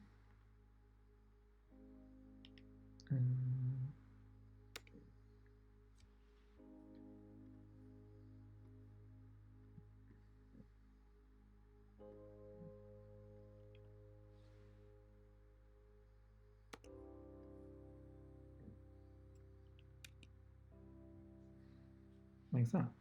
And I think that these two would look pretty good.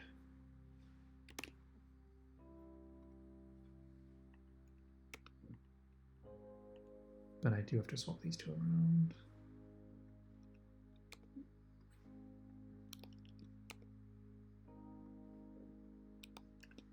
Best sliding block puzzle in the world. Like that. Sport.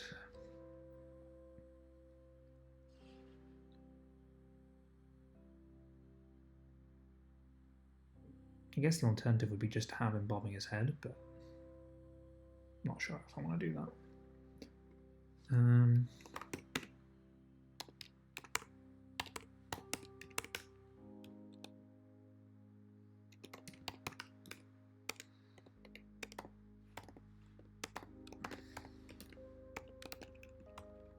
Here's a dummy.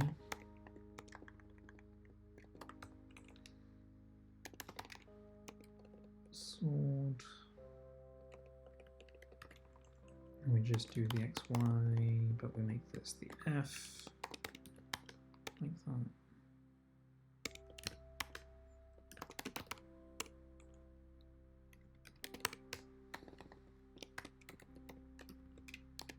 Sword. Sword tiles.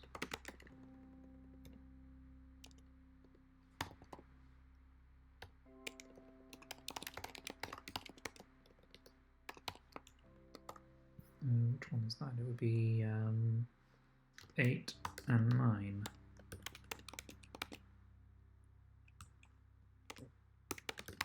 Like that.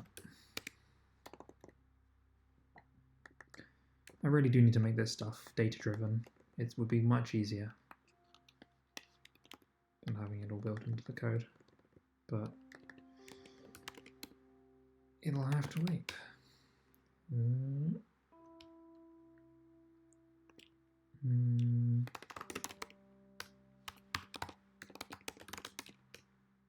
Oh, that's stupid.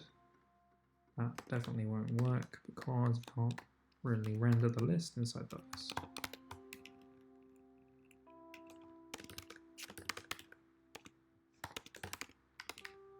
Do that. There he is. Look at him go. Now that is an imposing guy.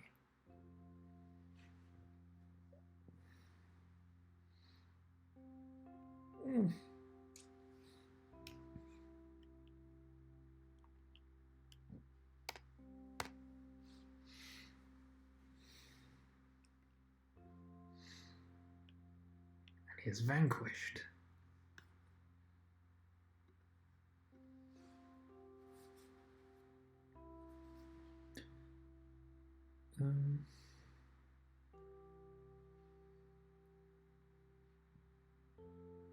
So the question is really, why does the firing thing?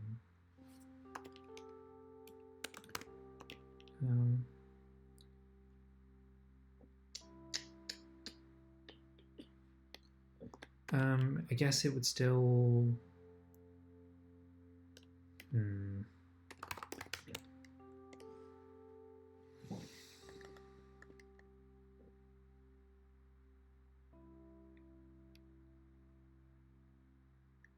Yeah, I wouldn't have expected these to fire a second time so quickly.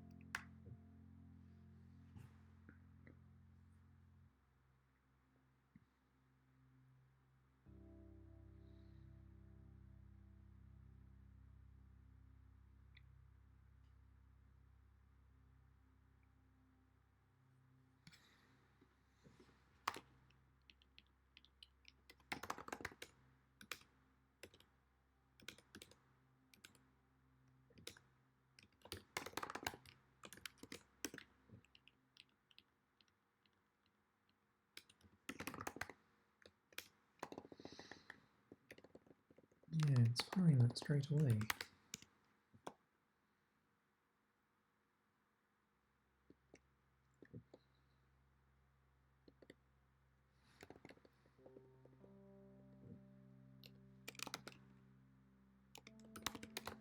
I guess we can cheat and just do that. No, it doesn't actually help.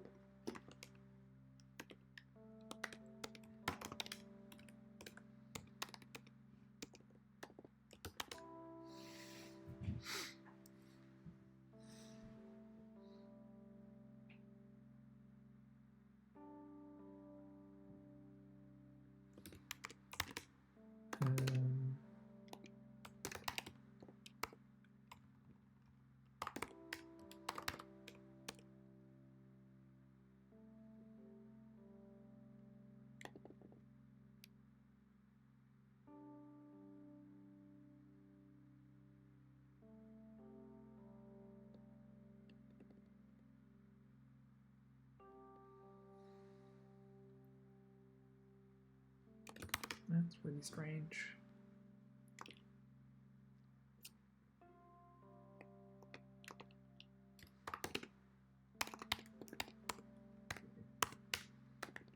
I would not be expecting that.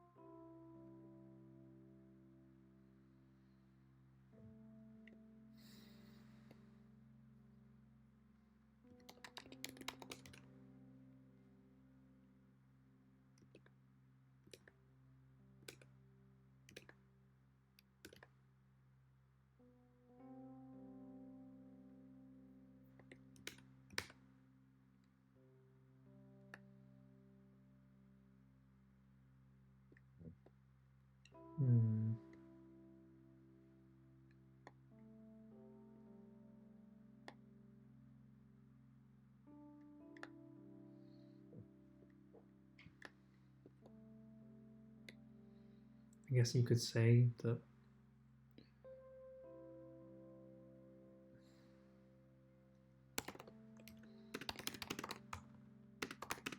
this is attack event.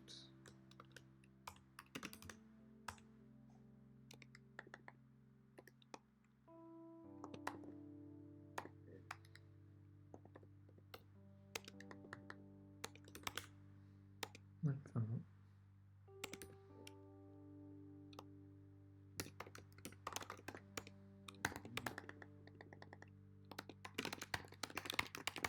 Attack event and then events.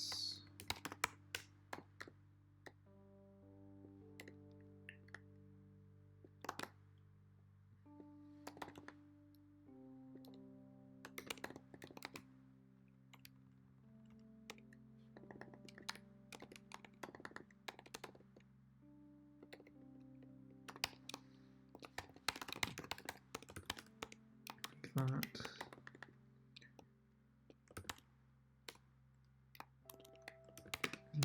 Actions, attack action.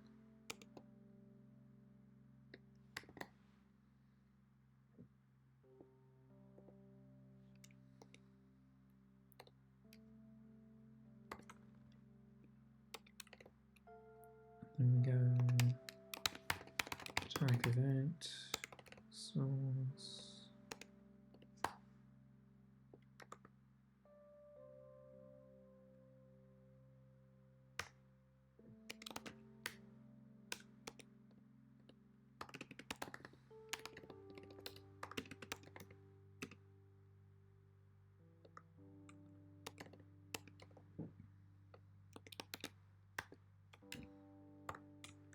And entity.has health, because health, I've sort of got this, it's like a sort of component system thing going on. It's basically if it has these properties, then it can do these things. So it kind of is a component. It's just, it's got health, it can be attacked. You can't attack things that don't have health. So, like that.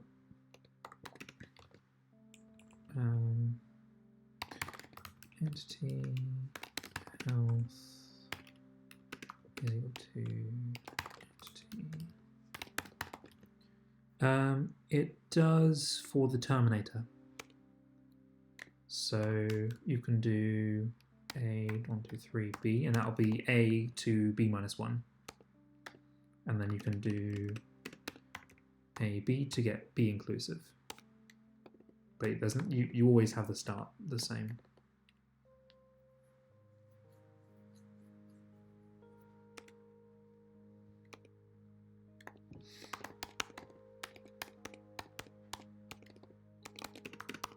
-1 if entity health is less than or equal to 0.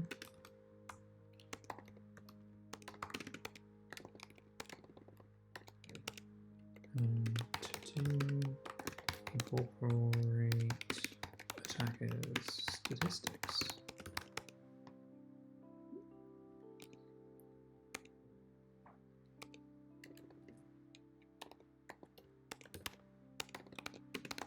And combat calculations.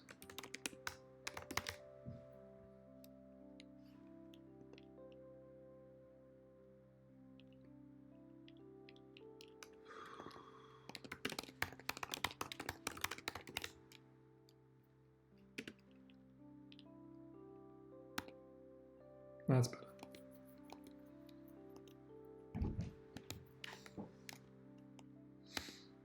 Yeah, so for whatever reason it's just responding fast enough that it just moves when there's not something to halt it for a move.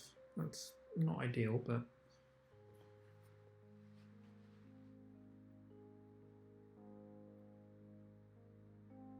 it's a tricky balance, I suppose. In a less flashy animated roguelike, it might look a bit better.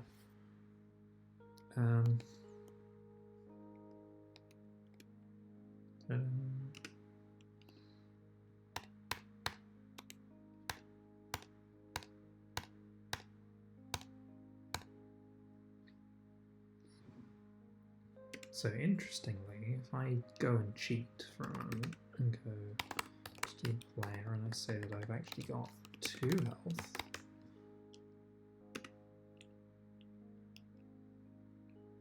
and then rest. It hits me once and I survive.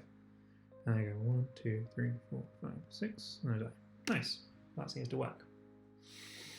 I should probably fix that though. I don't want that to be the way it is. Come on.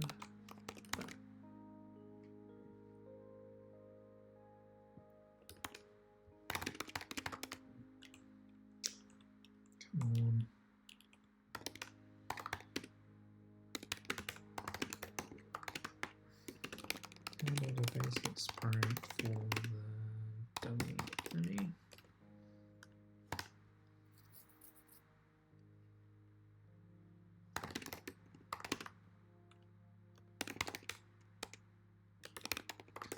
Adding enemy sprite polish.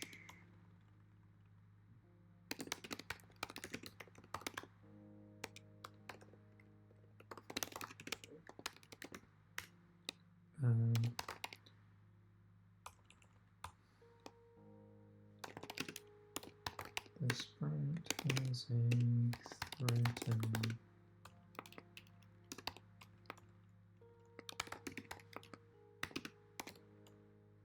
sprite and throw the correct events so that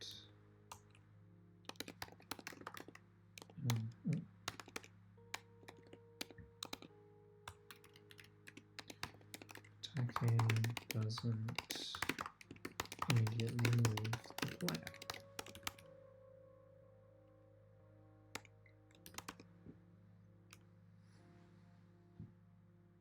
I guess we could do some stuff where it's like checking which turn it is as well, but I don't want to do that.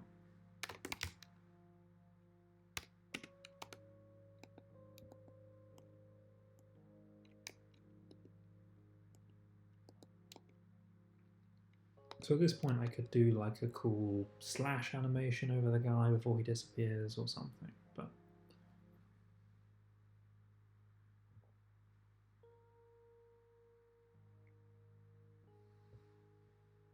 it's fine.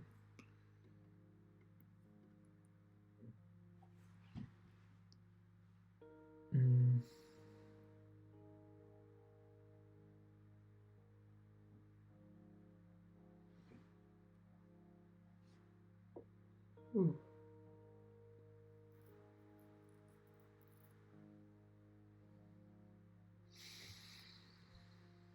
So how does that match up to the plan? I mean, that's basically the plan for the stage 1 and stage 2 right here.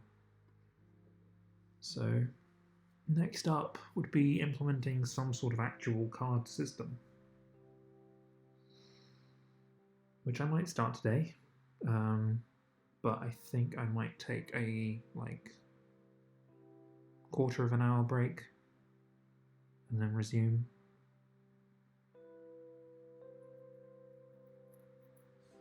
Just so I can stretch my legs and collect myself, maybe make a cup of tea. I think I've had one. And maybe I'll do a little advertising as well. It's what kind of tea do you drink? Dang.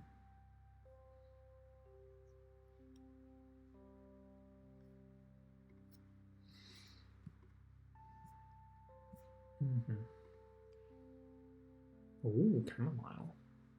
I've never tried chamomile actually, now I think about it. I should do that at some point.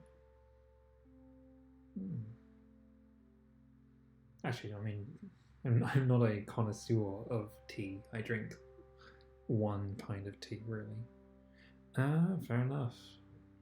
I'm a bit caffeine addicted, I suppose. Although the amount of caffeine in tea is still quite small, so it's not that bad. But it's meant to be fairly relaxing, chamomile tea, right?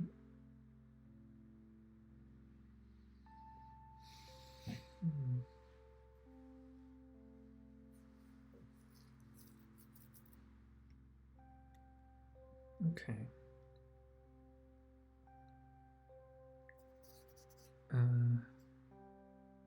Yes. So, I will be back in approximately 15 minutes, give or take. See ya in a bit. Can I do it from here? No, I have to go to the thing.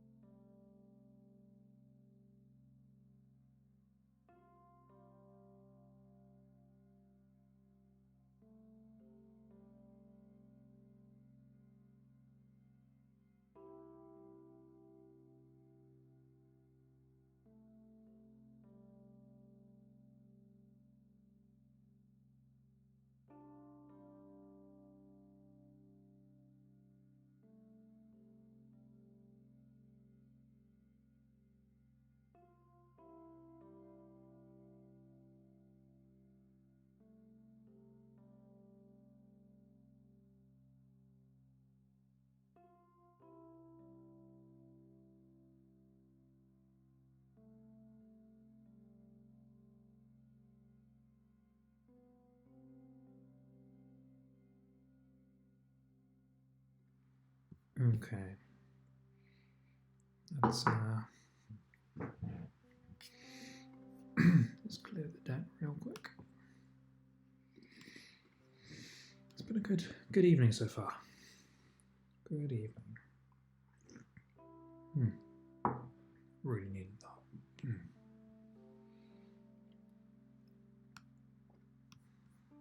So. Oh, thanks. Themos. I do recognize your nickname, and totally blanking on why.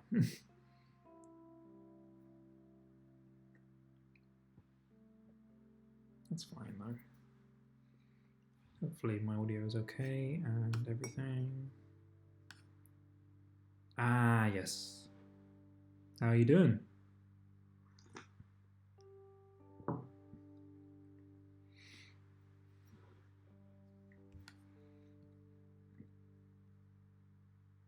Oh, good to hear, good to hear.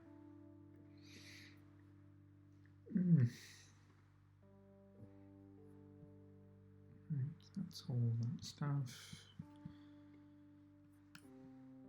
Close that down, swap over here.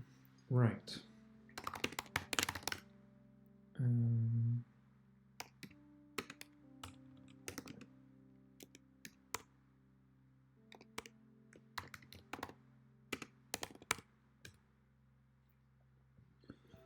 How's things been going along? Things have been going along pretty well. I'm just going to show off the state of the game at the moment.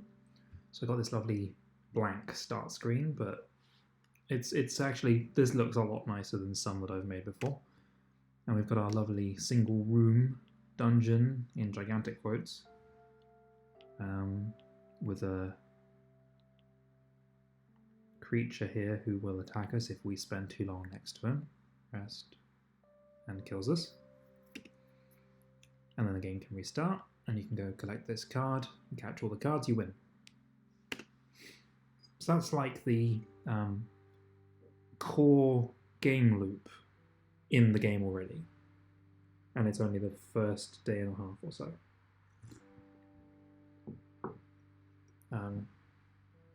So next step is to actually make it so that you can have a deck of cards with a hand that you can play. Although the playing probably won't happen today. Well, we'll see. I need to do the general infrastructure for having a deck of cards first, which is going to be a bit interesting for this engine. But I'm happy with the way things are. The look of the game so far is pleasing. Oh, thank you. I'm quite happy with the font that I've picked for this game. It kind of evokes everything very well. He does move. Good, good. Oh yeah, and you can also kill this guy. He disappears like that. I wanted to put on the title screen the book that you release all the cards from. I think I had a GIF of it in our Slack. But I can go find the GIF real quick because I think it's cool. Right at the in the week before the jam. Oh, you can't do it like that. I put this little GIF together. Which I'd like for the initial opening cutscene of the game. Like the first time that you play it, it shows you this sort of thing happen. And it'd be nice to have that book in higher resolution as like the background. But that's possibly the largest bit of pixel art I will ever draw. So I'm a little intimidated by the idea. I tend to do very small bits of pixel art. Look at this stuff. And it comes out okay.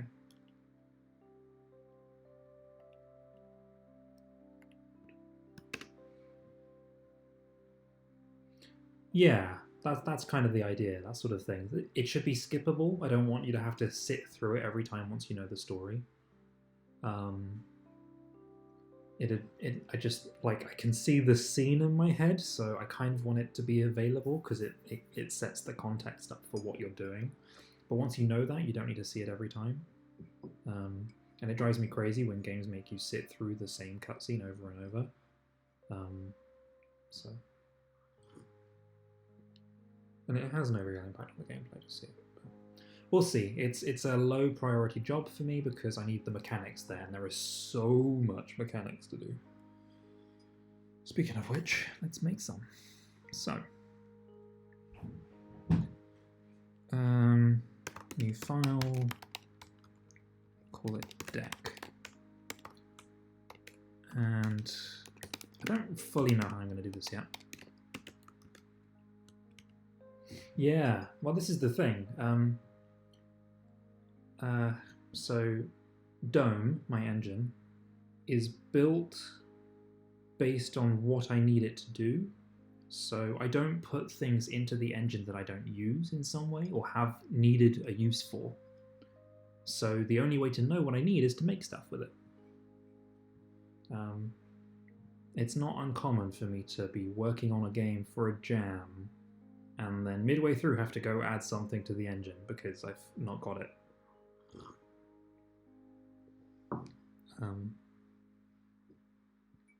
And then usually that gets rolled into the next release shortly after the jam ends, which I will be doing because I did have to add something right before this. But I really like having this thing run, and it does the job. I made it so that I had consistent tools that I could use when I wanted to make a game under pressure. So, because I was like building the same thing over and over and over in different engines, or with the same engine in a language I wasn't happy with and stuff. So,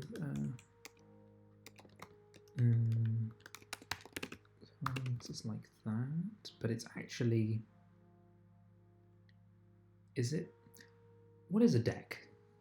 Data structure wise, is it just a list? Would you say it's just a list of stuff? I suppose you would. It's not got any. Well, I suppose it is also a stack, in a way. Oh, combo.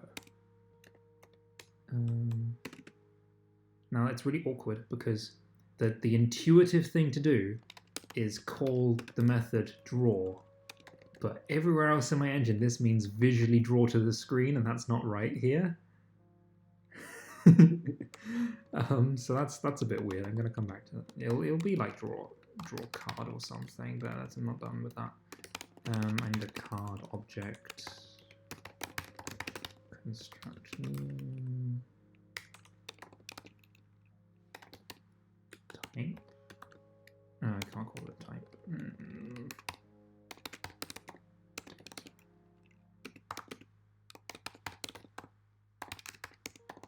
Probably. All right, see you in about 10. I'll be here, at least for another half an hour or so.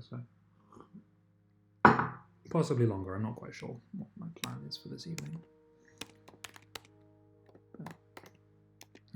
Super data, maybe? I don't know. This one is nebulous. I don't know what's actually going to be in here yet.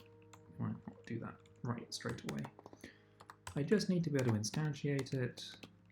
Maybe give it a name for now, but that's probably temporary.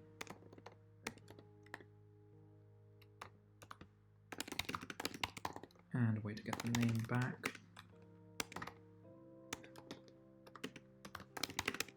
Done. Immutable.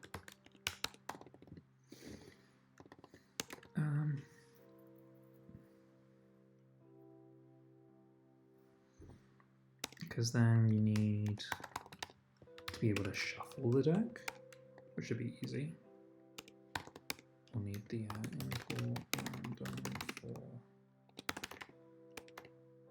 random forms random dot new 0 seed. Okay, so 0.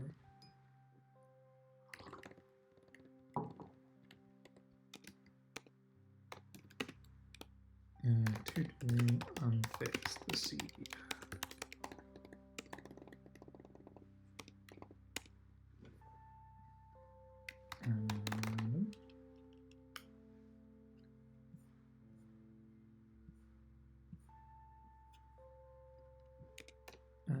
this would be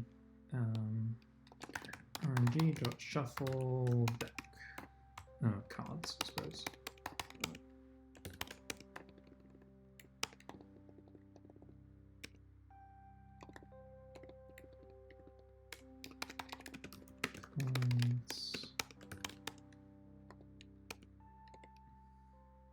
I mean, really, I want an iterator protocol so that you could do.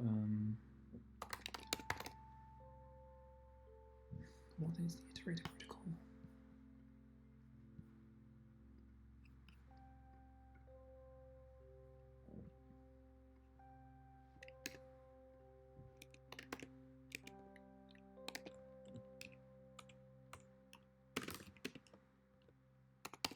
Cards dot iterate iter and iterator value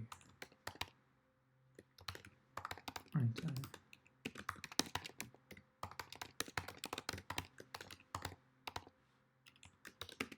That.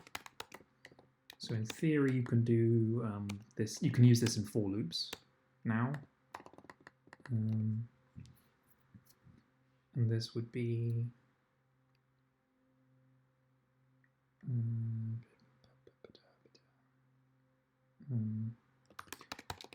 start remove at 0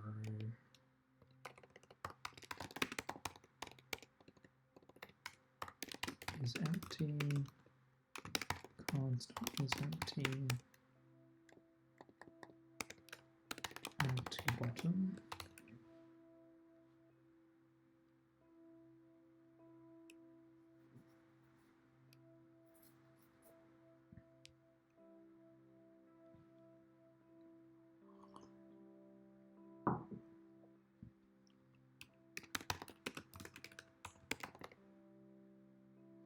And this would be cards.add.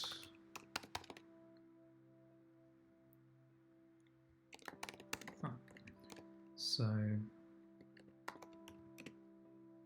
index 0 is the top, index 1 is the bottom. I suppose you actually do it the other way around for efficiency's purposes. 0 is the bottom, index 1.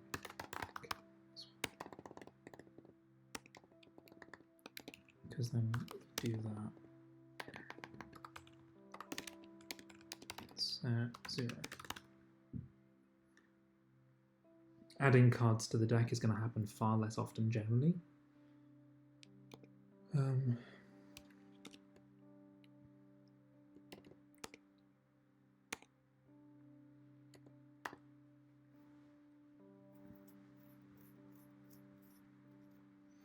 But taking cards off is going to be quite often, fairly often anyway. I mean, it's not going to be that noticeable, but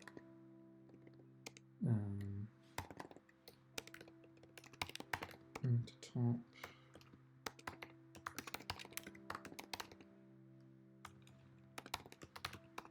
You can do both, I suppose.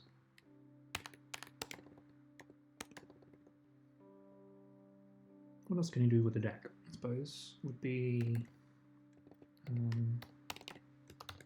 peak, turn, cards dot take, and like that.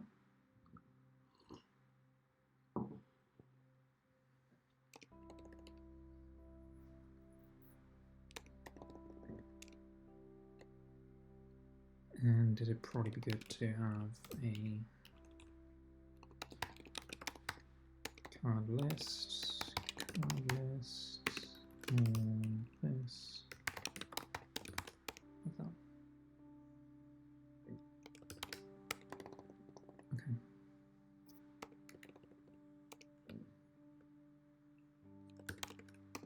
Then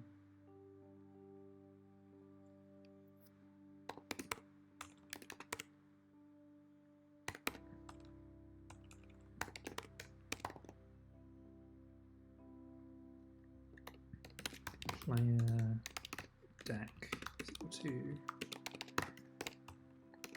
deck.new card.new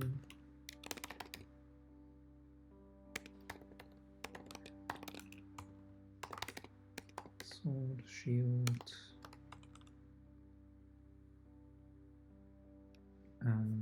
what else have I got?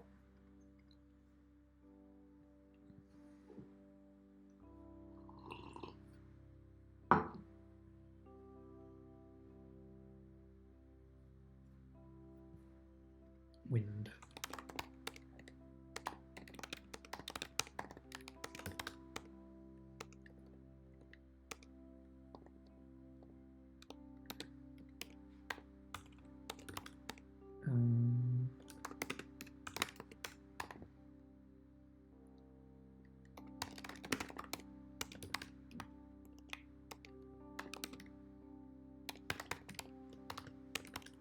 Like that.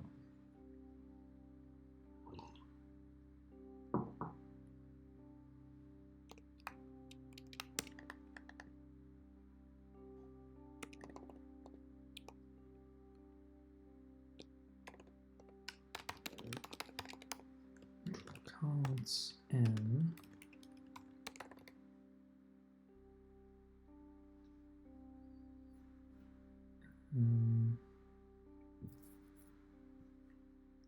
Is there I'm sure I looked this up earlier. There's not a split type thing, is there?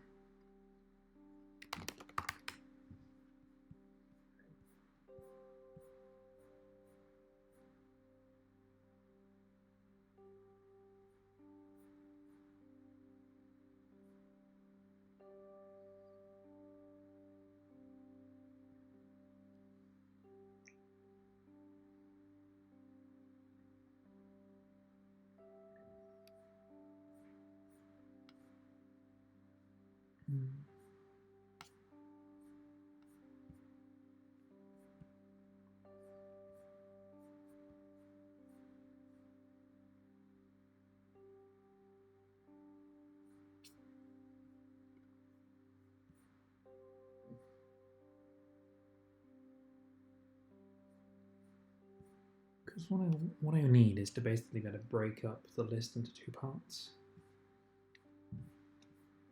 in a convenient way.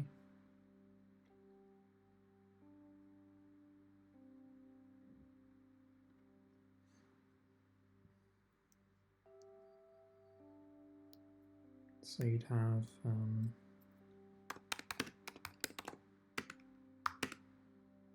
drawn is equal to peak n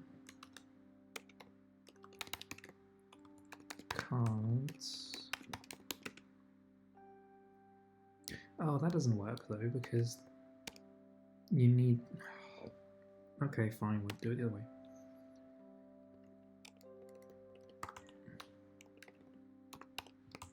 Zero is now the top of the deck, and count -1 is the bottom.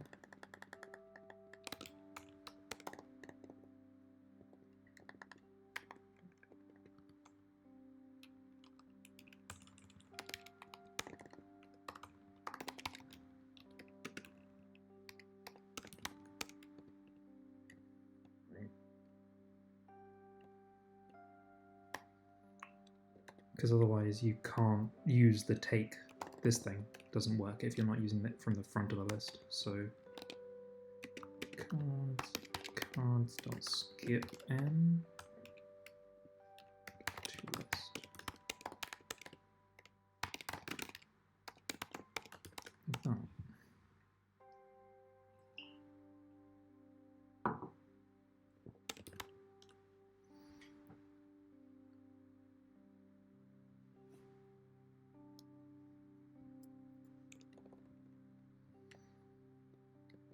Okay.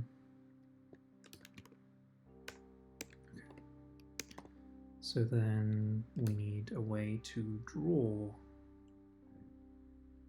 this on the screen. So it would probably, I mean, no, I'll probably abstract it out, but to start with, it would go in the game scene.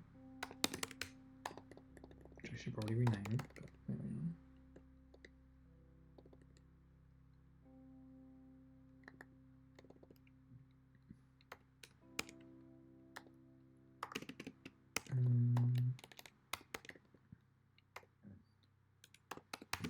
Deck equal player, get the deck please. 4 card in deck, which should work because of the iterate protocol.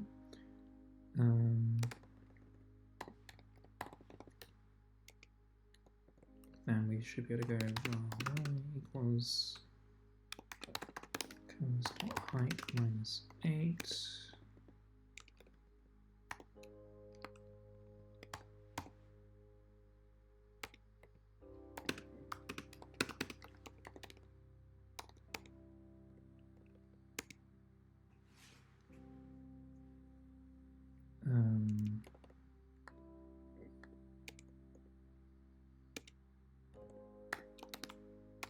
Oh, that's a good point. We actually need the size of the deck. That's handy.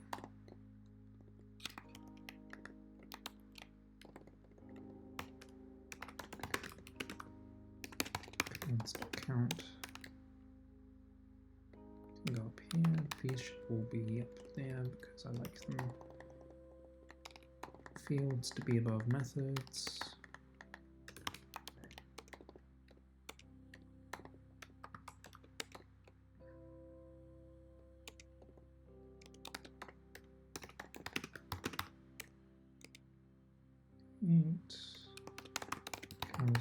Print deck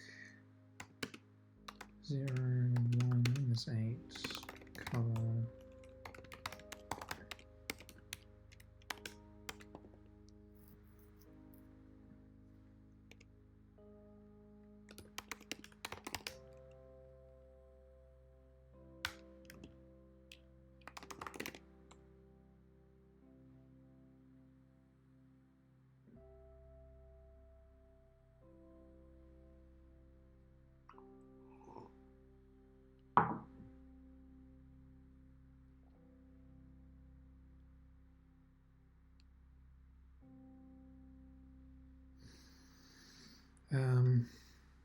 what am I doing? Generator needs the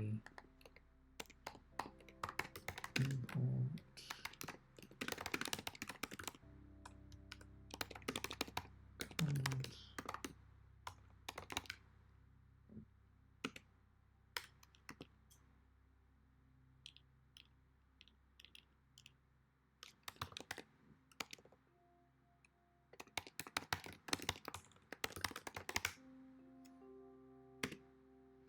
Ah, there we go.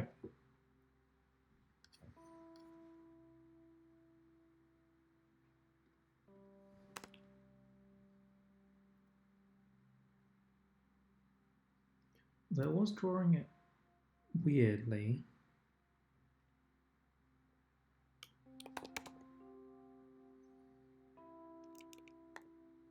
I'd expect that to be linear.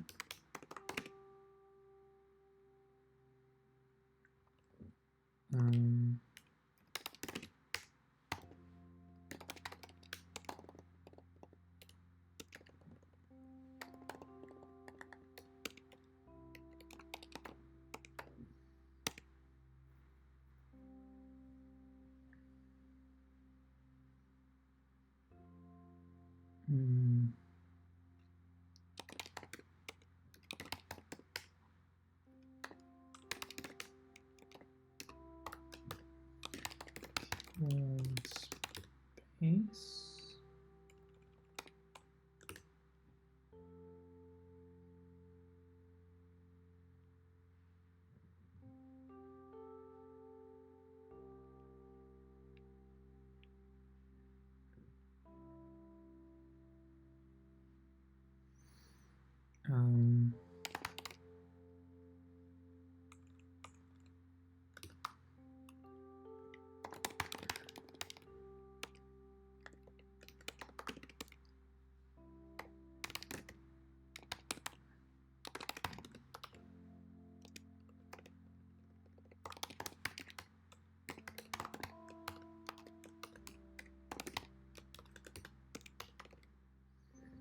And I want to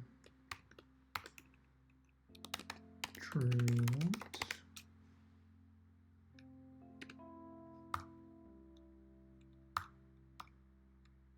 Yeah, it's drawing from the end of the deck. What the heck?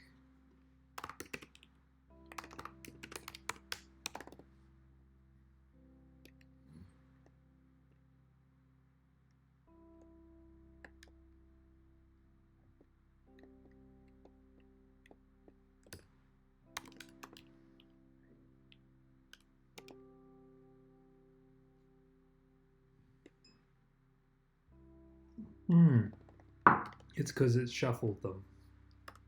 Because I am smart.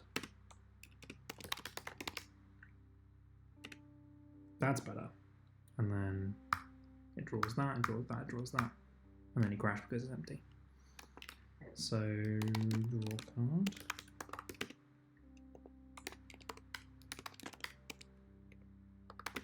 If is empty,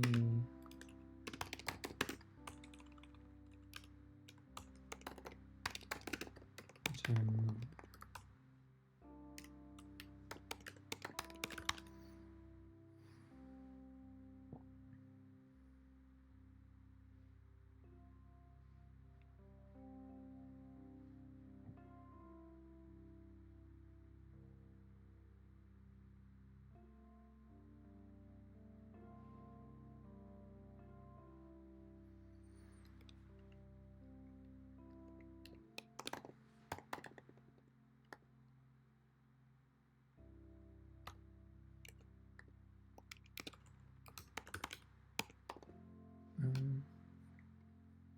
What happens if you skip over the length of the list?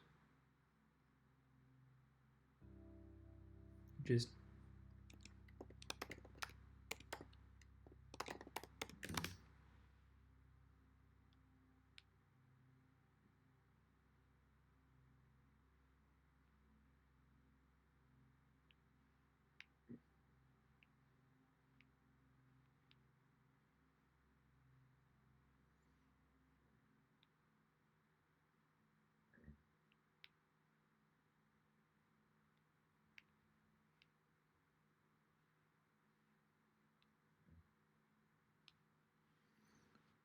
anyway, how is everyone else doing today?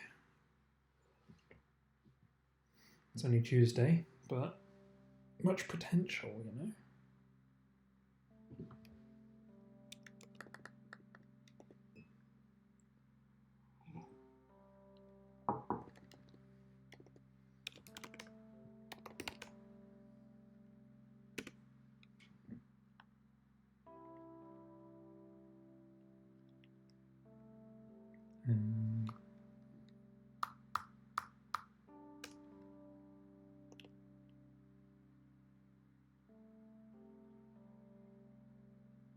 Ooh, nice.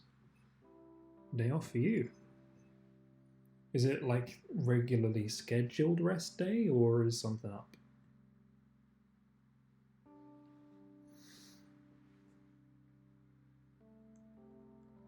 I know that I had some days at university where I just didn't have lessons for half the day or something, so I think maybe... Did I ever get a full day off? Maybe once. Ah, fair enough. Yeah, scheduling's all kinds of weird at the moment for things.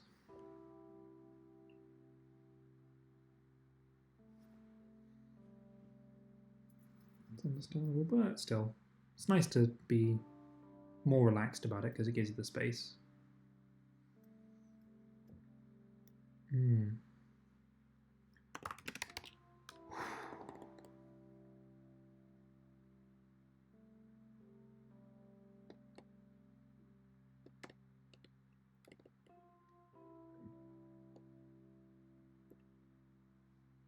That's true.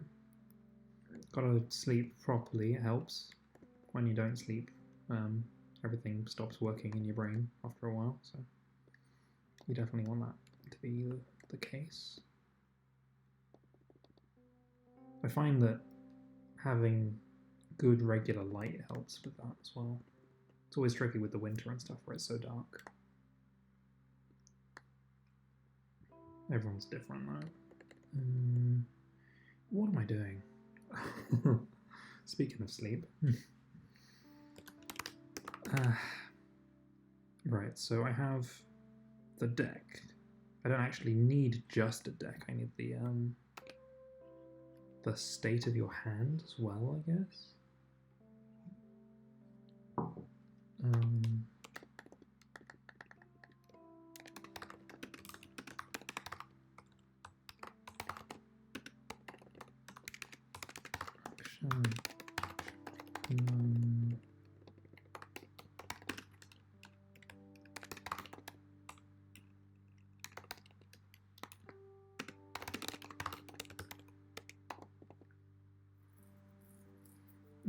Yeah, that's a thing.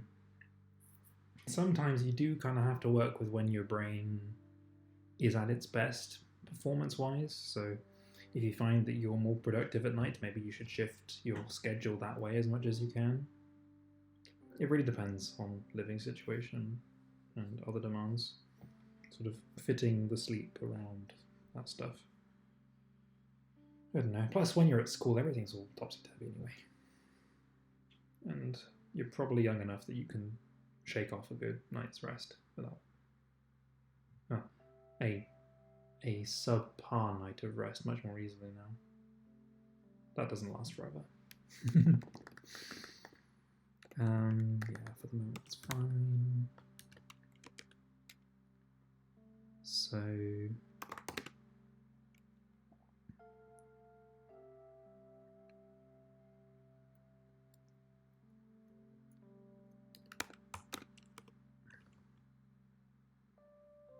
it's kind of, I'm not totally sure I'm doing this in the best way architecturally speaking, but it'll do for the moment.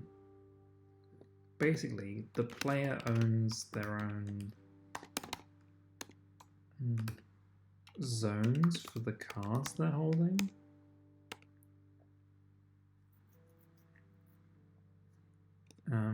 But maybe all of that should be represented slightly more integrated. So maybe it shouldn't be that they have the deck, they have the entire card setup as a blob of model object, which they can then push commands into.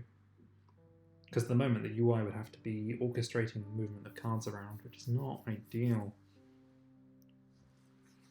It's all a bit of a mess, because I'm merging these two bits of the game engine together.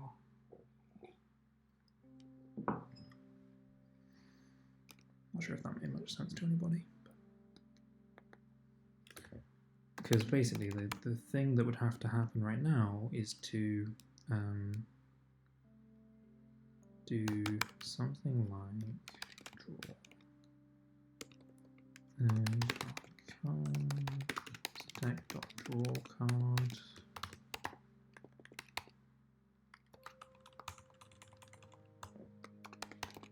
Like that. But then you basically have to go player and add card to the hand.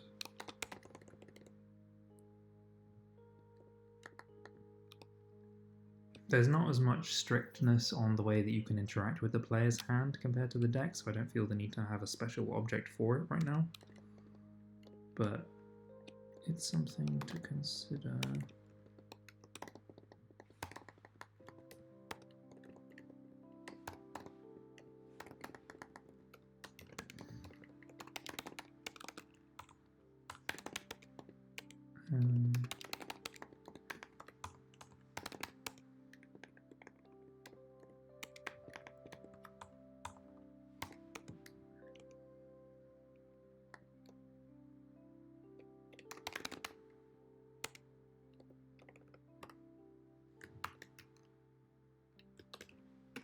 This one plus deck.count.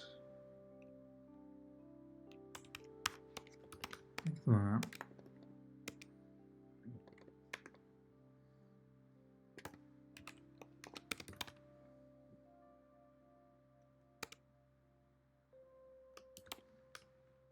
I find that I do a fair bit of my best work in the mornings and evenings, rather than the middle of the day. So unfortunately, I've not quite managed to fit my behavior around that, because you've got to conform to everyone else. When you work on your own, it's different. But okay, so at this point, I should be drawing into the hand and then run out of cards.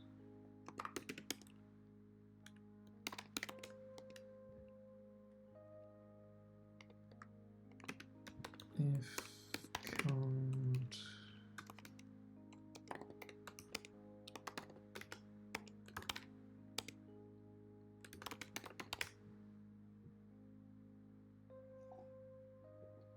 I guess that actually some of this stuff would be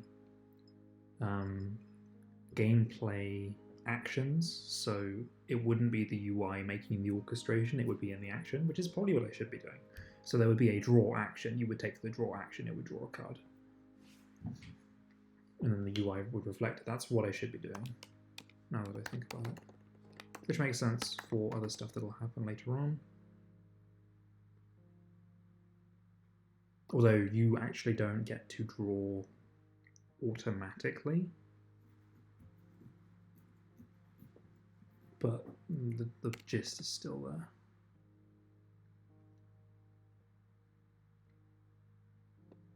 And then there would be a play card action that is going to do whatever the card that you're playing does, and so on.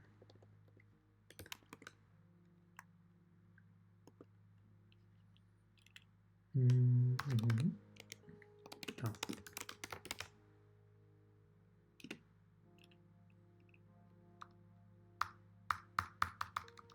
And the deck is empty, and then you can do nothing. Nice.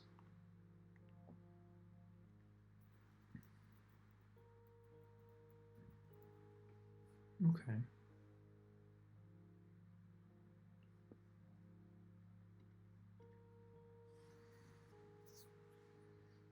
suppose there's a couple of questions on that though, because you'd need to. I suppose it would, yeah, be part of the play card action. So let's put that in. Class play card action is an action that you do. You construct new card. Oh, do you do like hand index? Or do you just say, I'm playing this? No, it needs to be the index, because you need to know which card in the hand to play if you've got multiple copies of it.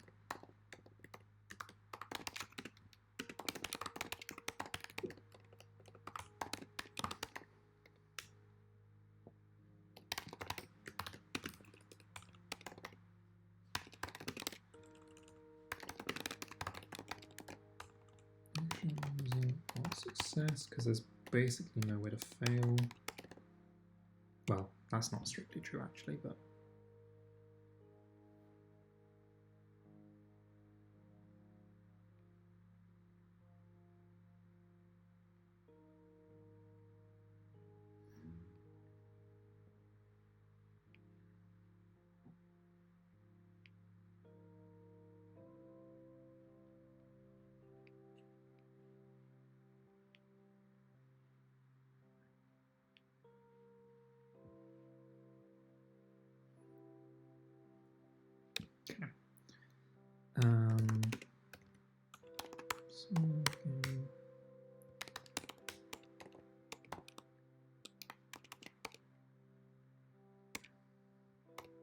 I suppose if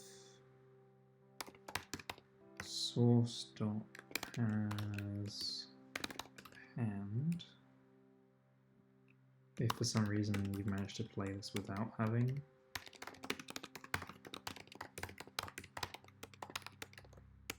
I don't know if that's more of an assertion type problem, but maybe it is. Weird.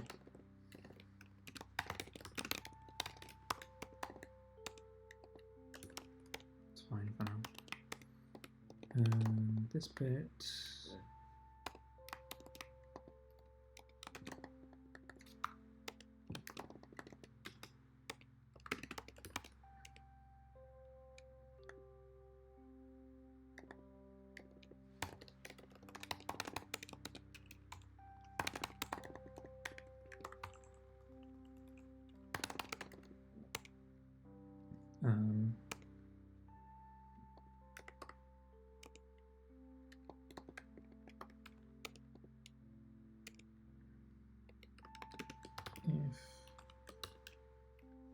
and count is less than 3, then we want to try and draw up.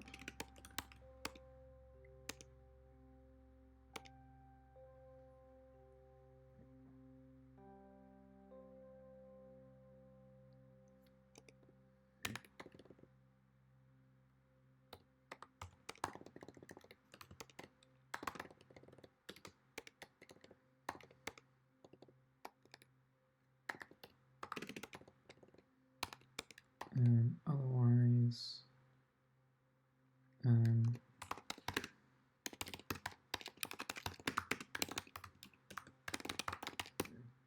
index,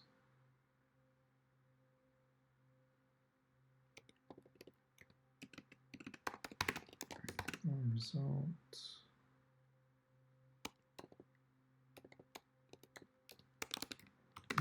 action, alternative, selected card.action.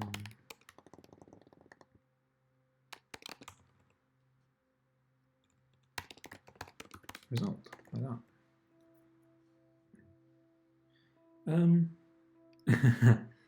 No, not particularly. Oh well, under normal circumstances, I do not. I sleep pretty well, I fall asleep pretty fast these days. I used to have a long gap between going to bed and falling asleep, but that's improved over the last few years. I do have problems staying asleep if the weather is particularly bad. With some of the harder rains and stuff, it causes me problems, but generally I'm okay. As to whether or not I have a hard time falling asleep. Yeah. It's one of those things. I'm not sure if I should read the whole question back out for people watching or not. Especially if you're watching this on YouTube, it might sound a bit strange that I just start talking. But still figuring out how I want to do that.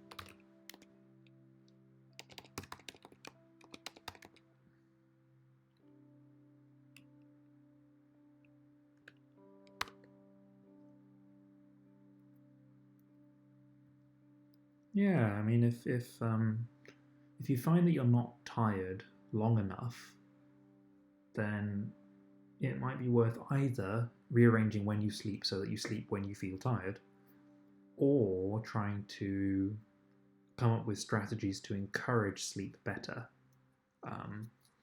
There's the standard sort of advice about not using electronics with screens right before going to bed, changing the frequency of the light that you see. Sticking to a routine helps.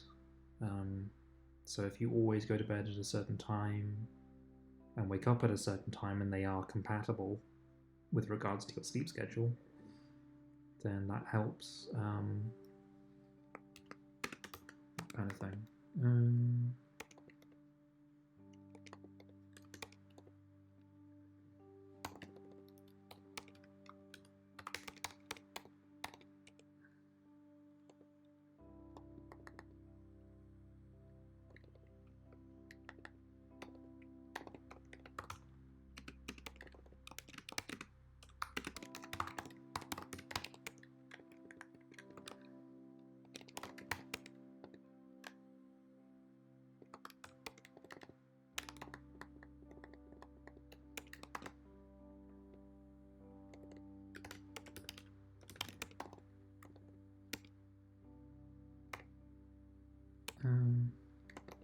And then discard, discard and discard add select a card. Yeah, for sure. I mean, if you can and you've got the time, might as well try it. Something that I do, or I listen to stuff that is low intensity or low interest when I sleep sometimes. So I listen to talk podcasts where I don't care crazy amounts about the content necessarily, especially if it's an episode of something you've heard before, because then like you're hearing it, but your brain knows that you've already heard it, so it doesn't care as much. So that's something I use to try and fall asleep as well. But also sometimes, yeah, you just need to sleep when it makes sense too. Avoiding caffeine, obviously, with the right times. Not eating and drinking too close to when you fall asleep. And all kinds of strategies. I care a lot about this stuff.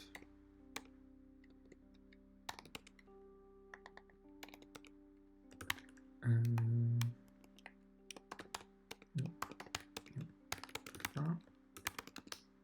then generator. And I am very tempted to make the whole card engine bit a distinct unit of code rather than sort of threaded through other stuff.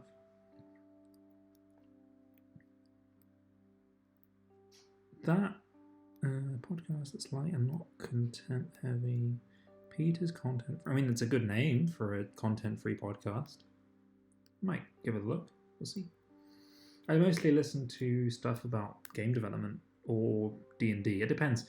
Generally, I get obsessed with some hobby or activity, and then I go find a podcast about it, and that's what I listen to for a couple of weeks at a time until I find the next hobby that I want to listen to. So I jump around between role-playing games and game development and back and forth between all sorts. And then I have a few favourites I go back to once in a while if I'm really hurting for something to listen to.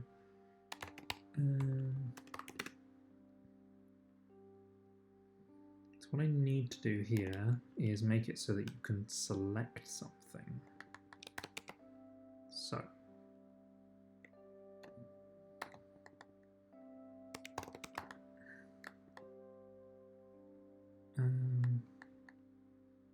a lot of this stuff is going to be temporary, but I just need to check that it all works the way it should.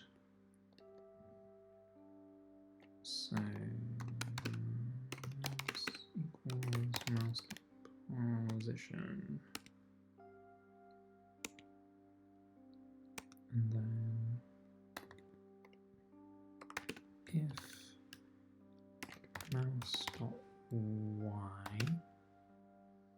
is greater than or equal to y, and mouse.y is less than y plus 8.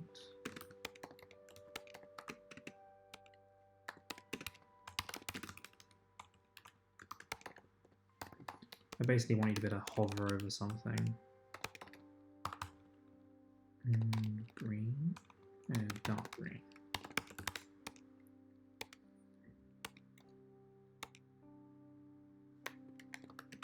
And mouse.x is less than card.name.count multiplied by 8.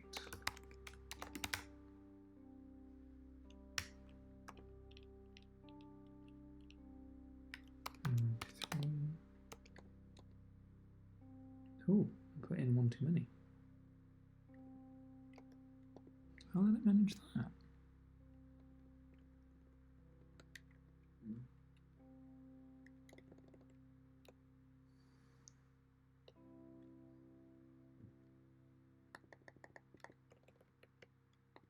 Ah, that's sneaky.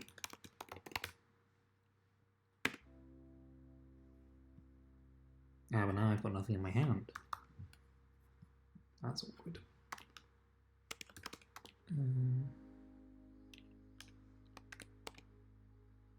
So I guess we could just put one of these in the hand for now. Well, two of these. No reason you can't have duplicate cards. Cool, cool.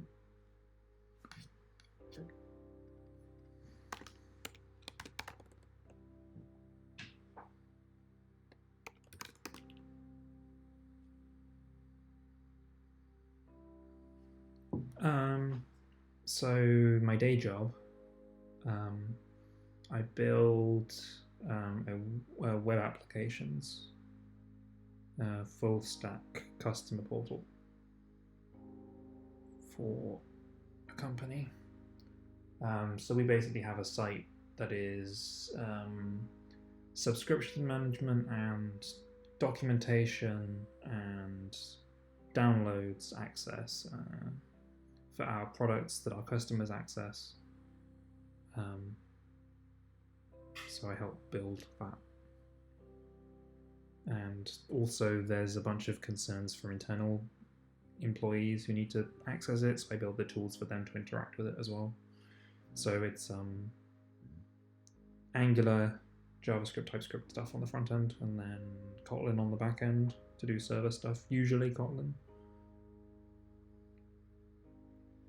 Which is very different from what I do here day to day.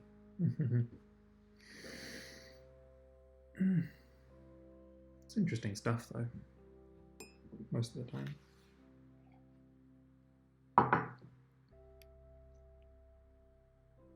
In a way, it's a balance, because we have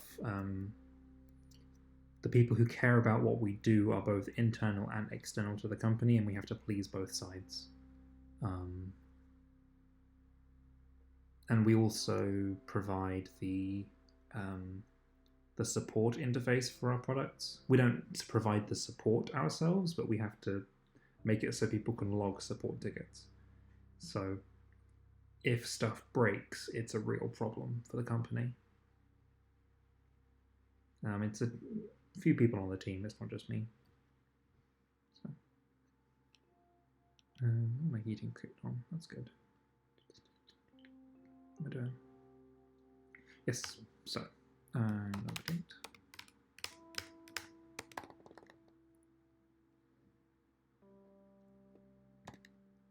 Because I basically need a way to pick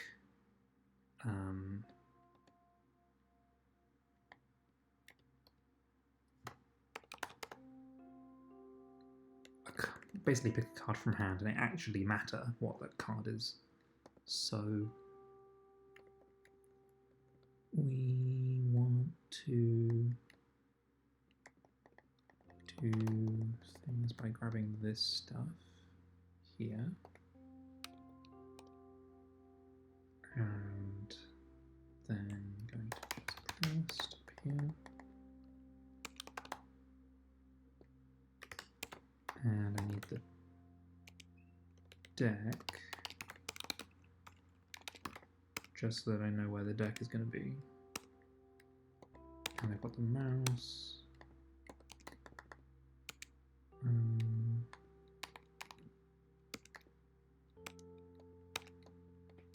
This is horrendous code. This is not going to be here forever.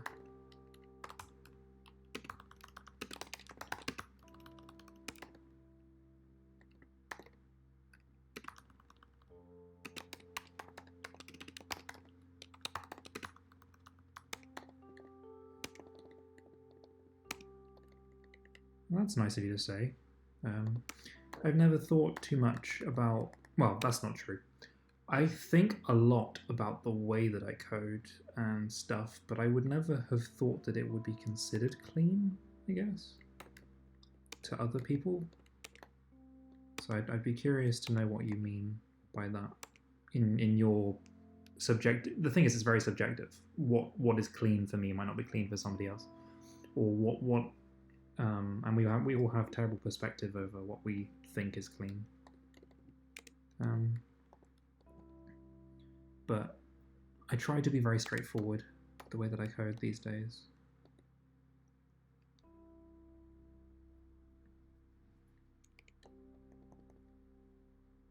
just because it means that when I read the code again afterwards, it's not trying to do too much magic, which then causes bugs because you're expecting it to do things that it shouldn't be doing. So we basically go, if we're in here, then player.action is equal to play card action dot new index equals 0 index equals what index.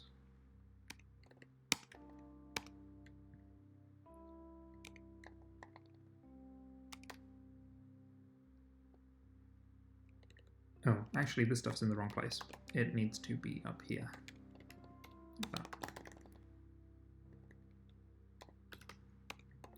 There's like two sections of code here. There's the sort of menu-y, UI interaction-y pieces. And to be honest, I could have used this for player card, this thing. I could have generated a menu specifically for it. But we'll come back to that. I just wanted to see it work for now.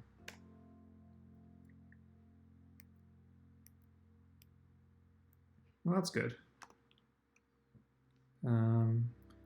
Nicely separated without huge chunks that are extremely complex. In other words, I would describe it looking easily maintainable, and that's the goal for a lot of the things that I code.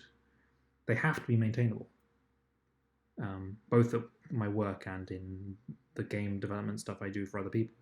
I need it to be maintainable.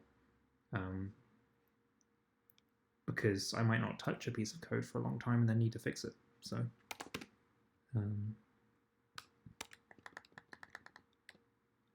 you want to do that where possible. Action. It's funny though that you would say, oh, that's interesting. Two things because this is not a variable yet. Right, so, oh, I know what I missed. If mouse left dot just pressed and let me right, implement player.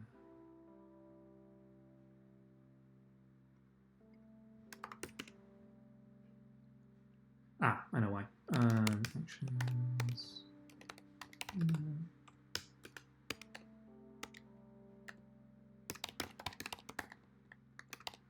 It's actually the source in here because it's not necessarily plain. I could rename that to actor and it would make sense. Boop. Not quite. It's because I misnamed that. I thought I did. Okay, nearly there, nearly there. So, space, ding, no. Oh, it's not alternative, is it? Alternative. Okay. Oh.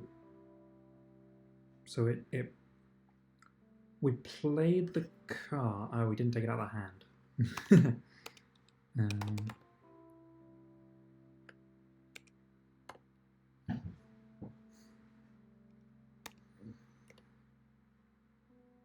So we need to do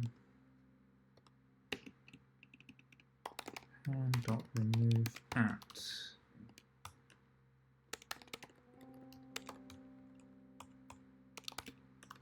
hand index. You can't just fetch it from that index, you have to actually remove it.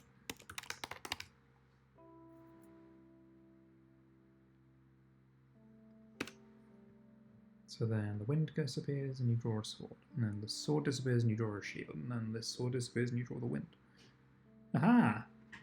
So it does nothing, but you can play cards. What was I saying?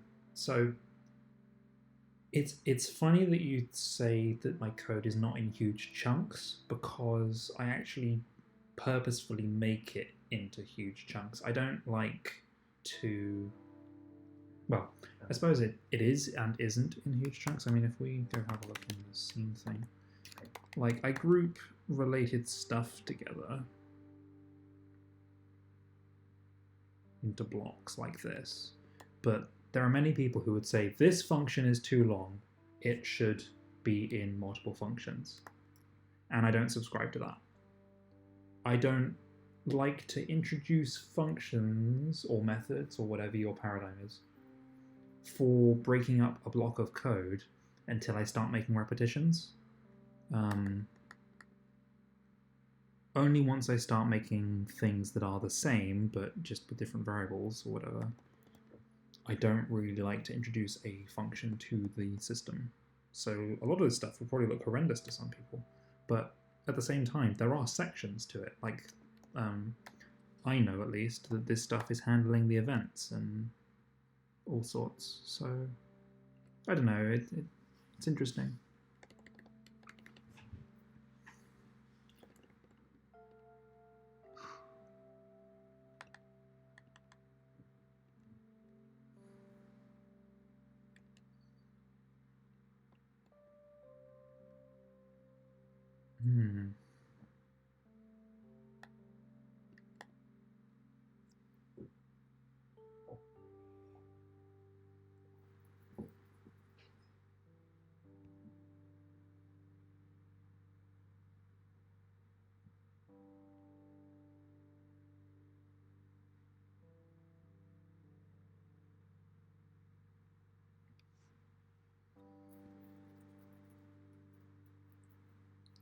Looking forward to 0.4. Do you mean Ren 0.4?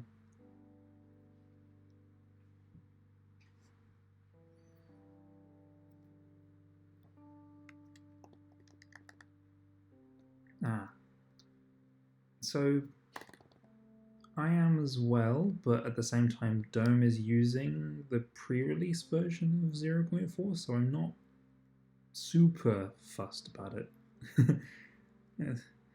But I'm always happy about updates and upgrades for it, so I want it to progress and for additional things to be added where necessary. There's some good stuff in the pipeline that I could use. But even the pre-release version is doing some good stuff for us right now. Like being able to use continue is fantastic. I think that we can do fluid APIs in here, but I haven't actually bothered.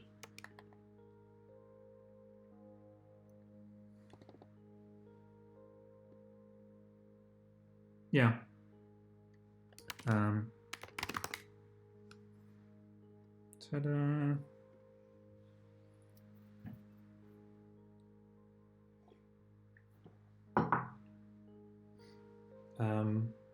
Yeah.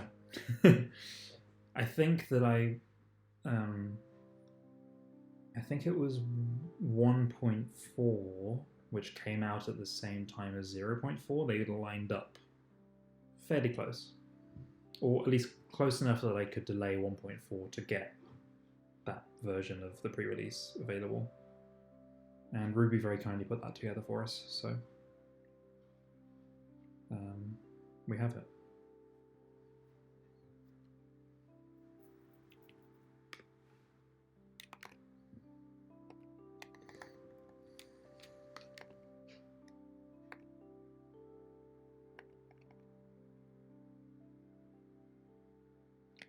Okay, so the last little bit here that I should probably check straight away is the hand is meant to be quite big.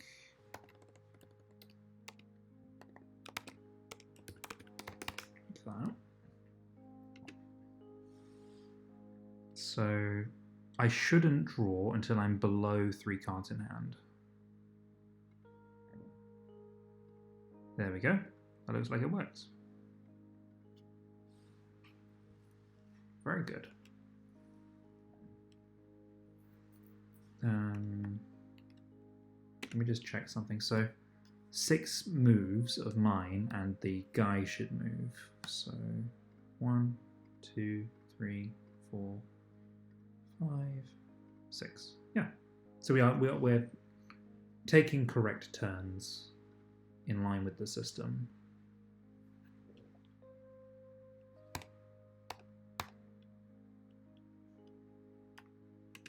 Yeah.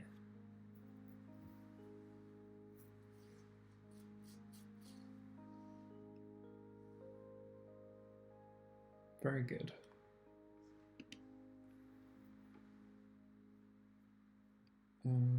What else does this need to do straight away? Your card does something. Hmm. That's not strictly related. Ding.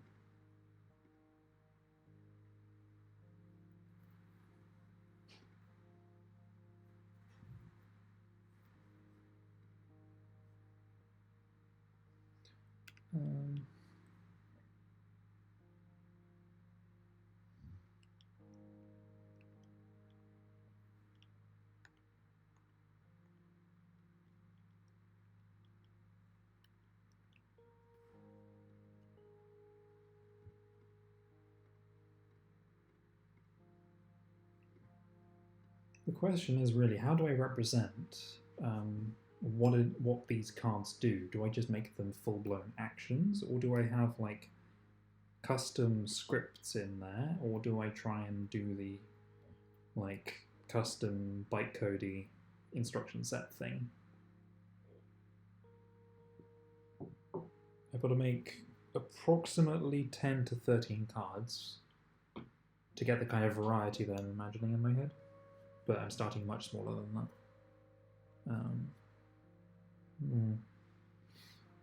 Tricky. Still.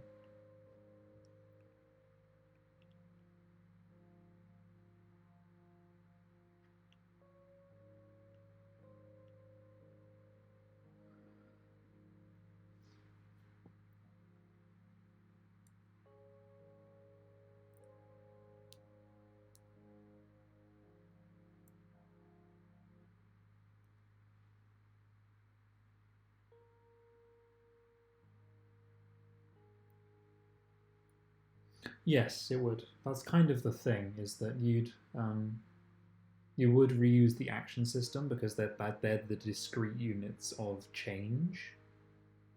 But it's if you start having particularly complex stuff, I need like a way of batching actions together, maybe? Like perform a list of actions all at once. But then what if something goes wrong in the middle of that and I'm not quite sure how to make that happen? Or if that's even reasonable, I don't know. Until I start really making these do stuff, it's hard to say. But that is basically what it is. So I think you're right. The cards do supply actions. That should be the unit by which they act. Pun.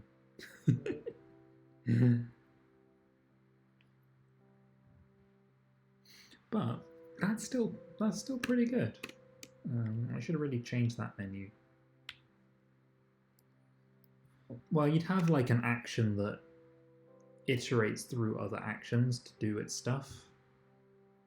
So you'd say, so at the moment we have like the pickup and the move and the player card, and you might have an action that just does all three of those at once. In some way. Potentially, like an action group. Because you can, the system can chain actions together already. You would just, although you couldn't actually do that here, but you'd basically just, well, I suppose you could, you'd just have a layer of indirection. I don't have an escape button for that, it's fine. Actions. So you could have, I've not actually got a need for this, so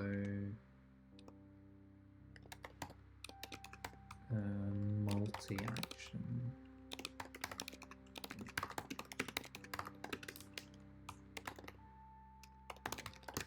New action list.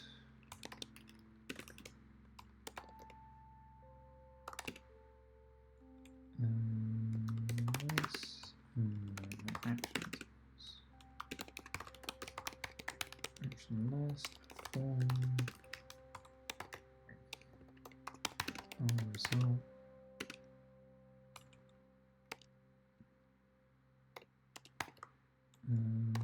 For action in actions, and then you just sequentially go action dot perform, well, dot bind source dot perform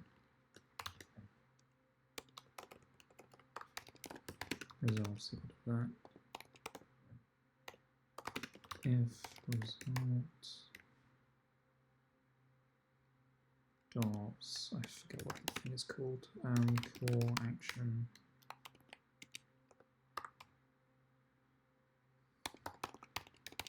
succeeded. Okay, so the problem is about partial failure. If a action in the middle of the chain fails, but other things have changed the state, there's not an easy way to roll it back.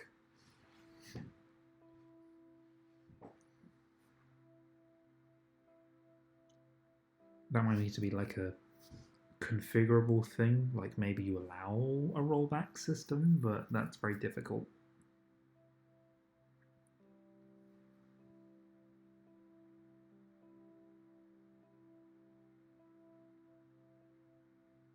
So yeah, like if it all runs fine, it's no problem. If a sub action fails in the middle, what do? Like, you either just stop doing actions because it stops being valid, but then you might have wasted part of your action doing that.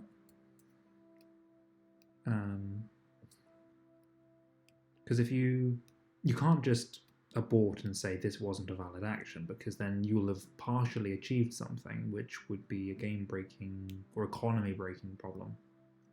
So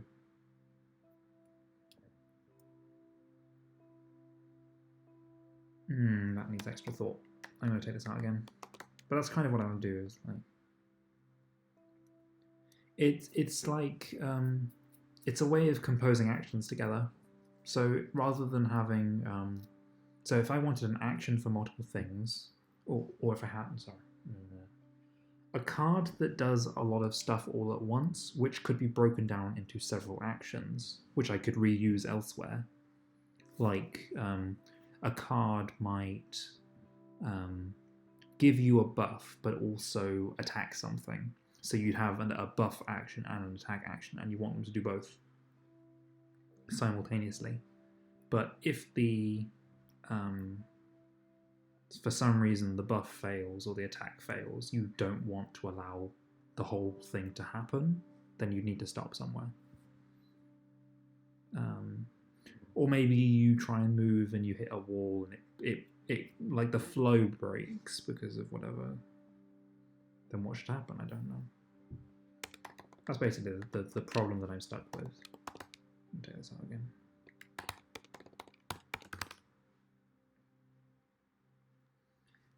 It's not so much for animation things, because the way that this engine is built, none of the animation stuff happens until all of the actions have been resolved.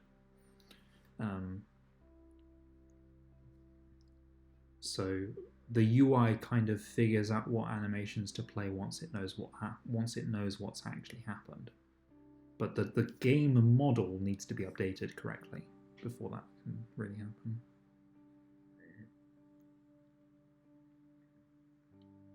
So I think that you'd need a rollback system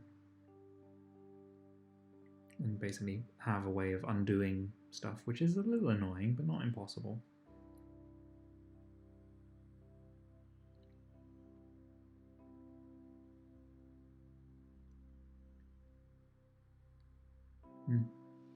For now, though. I guess you could just have custom logic for different actions, maybe.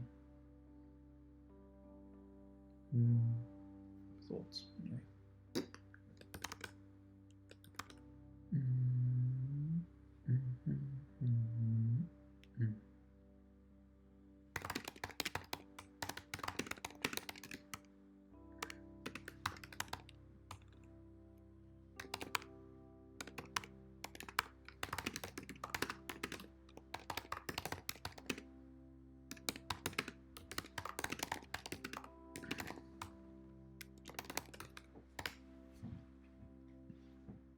The other thing that I'd really like is a way of defining cards with data rather than having to specify them as code, but that might take more time than I have. If I'm honest. Where are we then? So we have a room. It's called shield thing.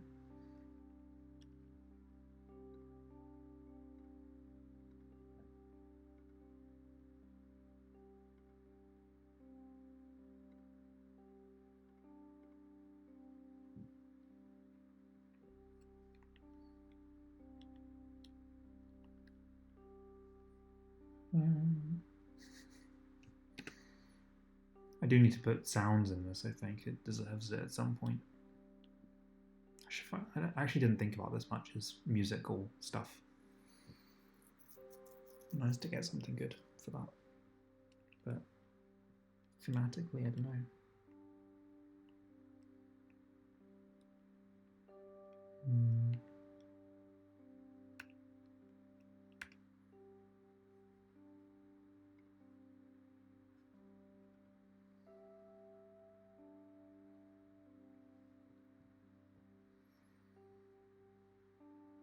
So I suppose the next step is actually rendering up the.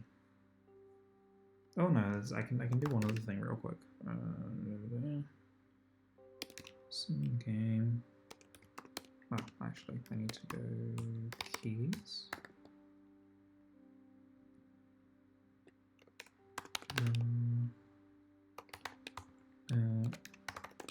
Action keys is equal to the input group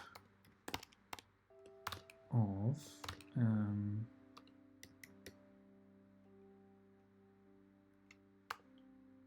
0 to 9 map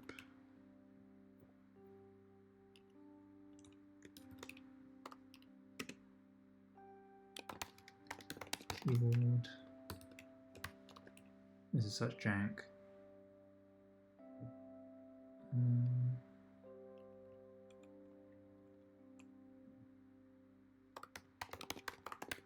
Like that.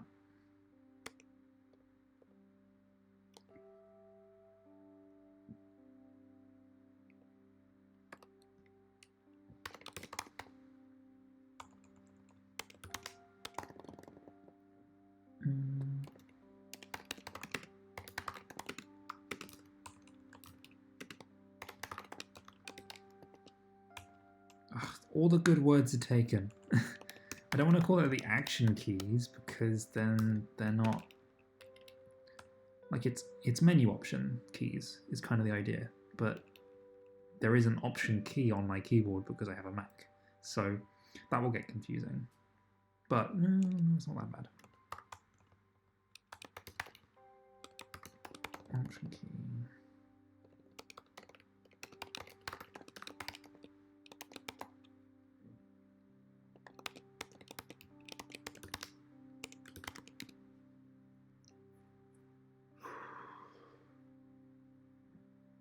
Oh, actually, in this case, it's different because it's not an input group. These are not the same action.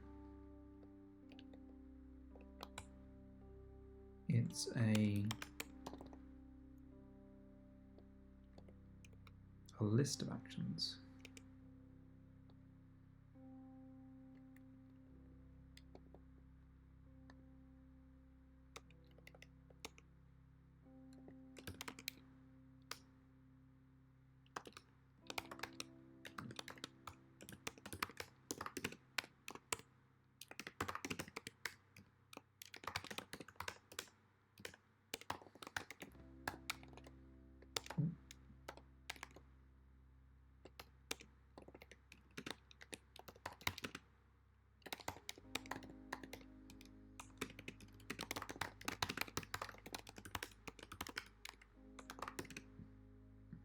Same game.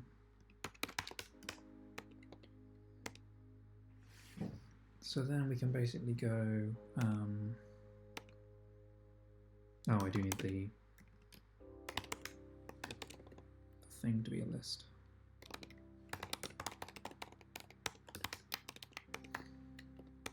Because then I can basically go if input actions dot options index dot just pressed, or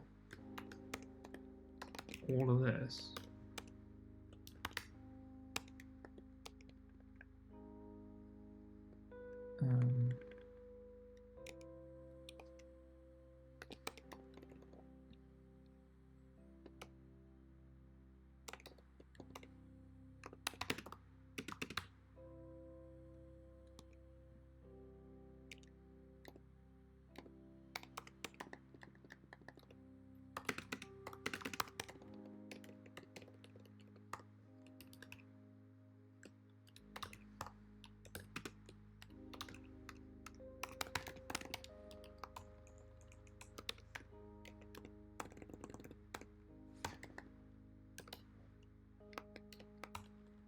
this is probably overkill, but it will be a bit of the UI, well, the controls that I've sort of designed already.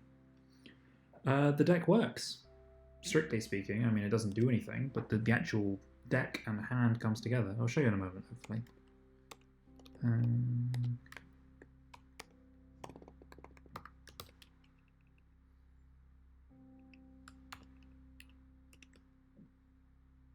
And it does cause slight issues, but text equals.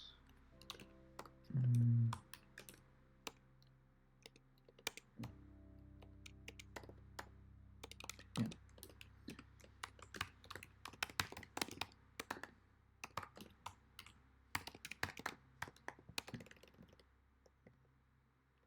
Ah. Well, I look forward to seeing when you do.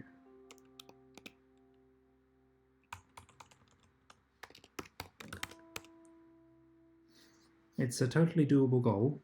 We had a few people for the Dome Jam a couple weeks ago. God, it must have been a month now.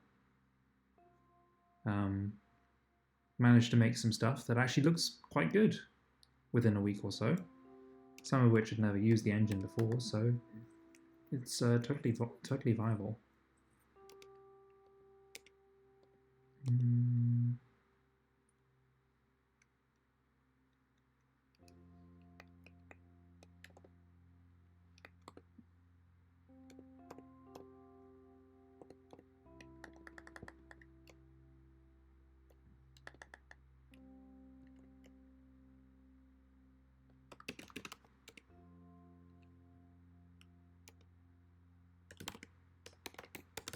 So there is a bug hiding here that I'm aware of, but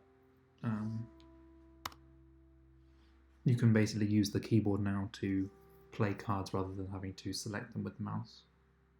So I want to play that shield card, I can press the 2 and the shield disappears. And then, so yeah, for Themos there, you can see we've got the hand and the deck contents, and so when you play a card, it does something, which at the moment is nothing. But then when you play a card and you have less than 3 cards in hand after that, you then draw one from the deck. So if I play a wind card, I should draw the sword that's at the top here. So if I play the wind, I draw a sword. And then if I play one of the swords, I'll draw the shield. And then I'll draw the final wind if I play getting rid of the sword. Ta-da!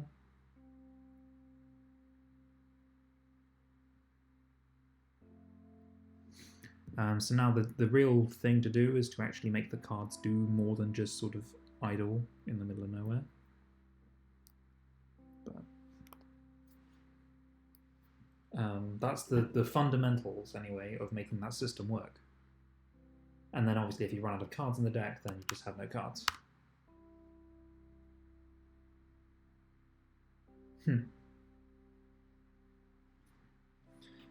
Yes, but you've at least... you do have the same goal, but you've at least been making stuff with Dome before now. Ben's been building a kind of UI toolkit, which is quite interesting looking. I'm looking forward to playing around with it when I get a chance. So, yeah.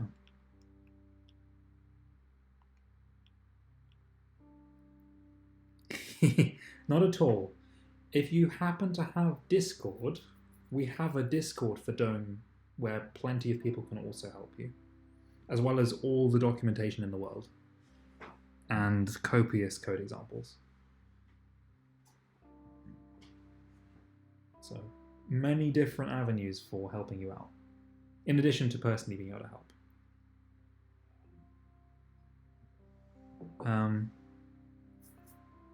I'm sure that, yeah, thank you. Oh, saved my life. Oh, that's fantastic. I was like, oh, do I have to go and copy the thing? The problem is that you might have noticed I'm looking here. I've got a phone here with the chat on. So for me to move stuff onto the chat would be really annoying. But that made it a lot easier. Ding. Da. That worked surprisingly well. The only problem is, if there are too many cards in hand, it will crash. So let's fix that.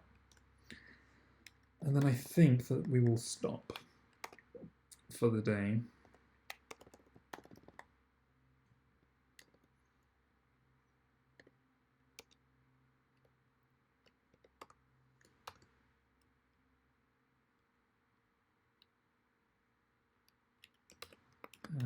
So if input actions dot options dot count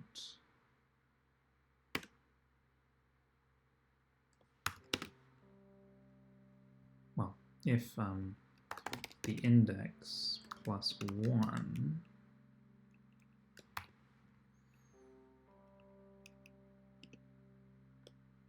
is less than this.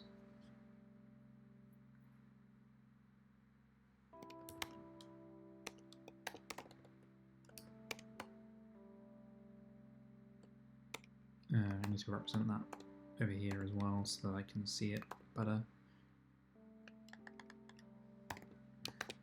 Ugh, this is quite unwieldy though.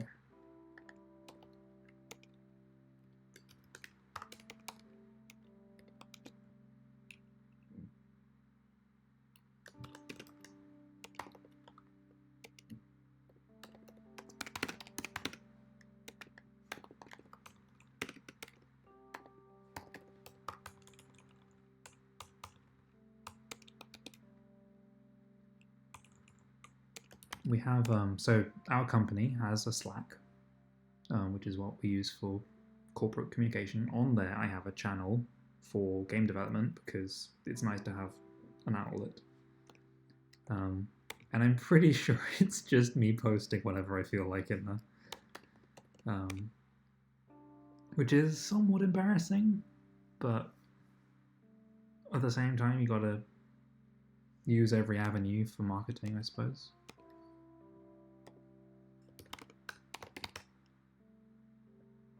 I'm glad that you enjoy it. Oh, that's...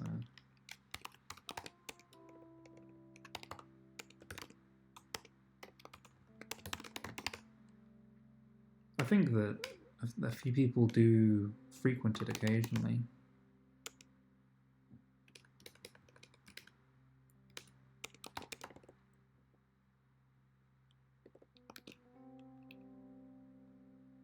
I don't need this bit.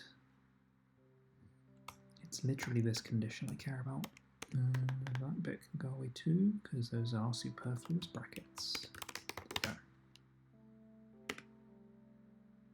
Okay, that seems to be fine. So now let's just pump a bunch of cards into the deck.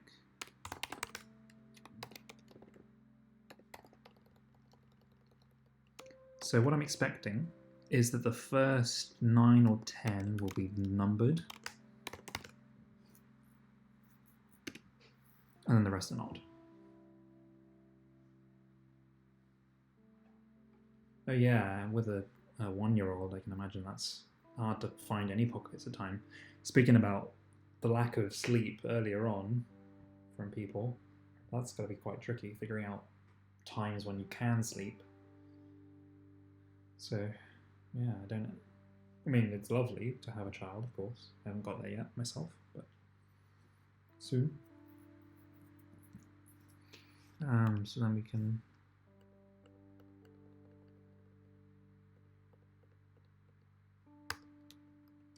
Yeah. And that works. The hand should never get that big, but it's nice to be able to handle it if you can, if you need to. And you can still click on these ones. Or you should be able to. It's interesting.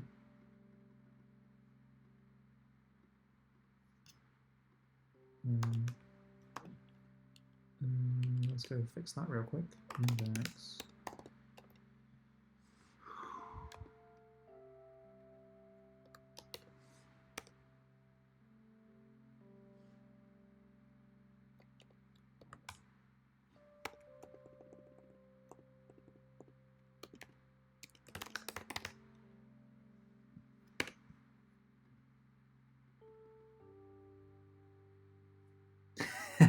Yes, 6 stars is definitely a success.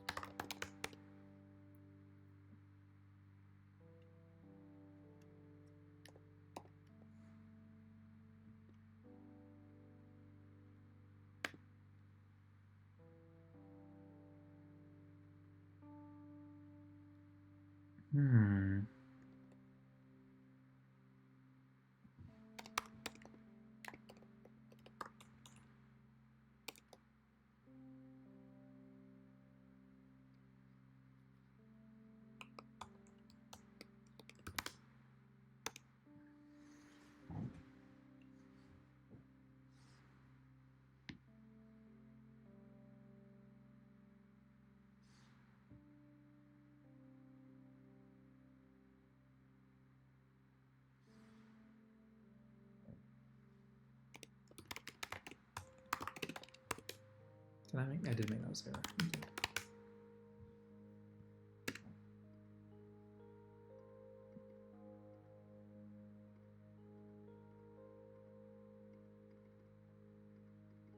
Why does that not work then?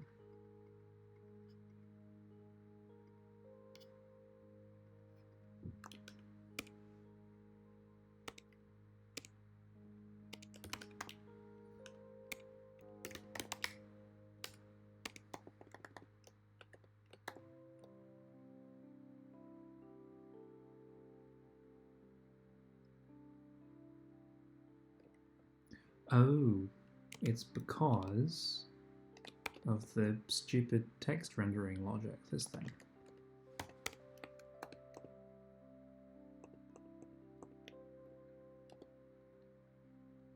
That's what I think.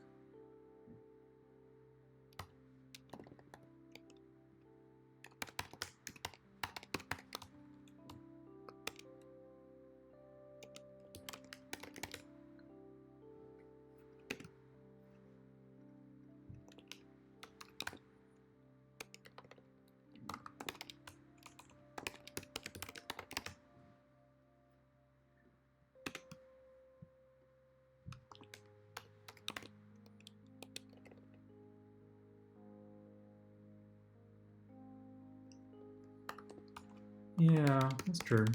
C project to simulator. There are some projects that use like an amalgamator script.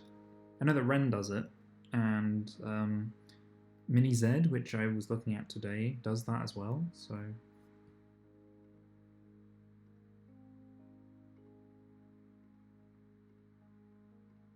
right, so that's just playing the wrong cards now. It's so weird.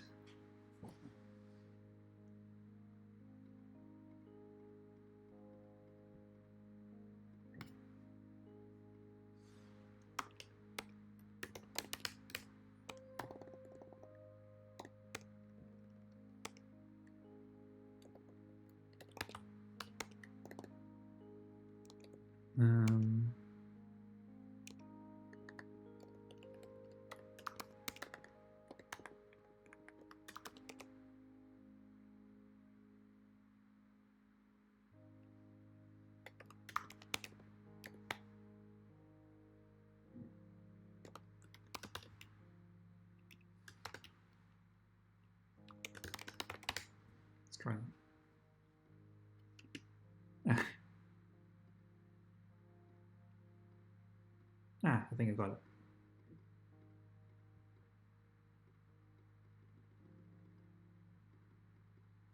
Okay, indexing problems. Yeah, it's a bit of an odd word. It doesn't come up too often, but it's interesting when it does. Right, so there should be one shield now. One sword, one shield.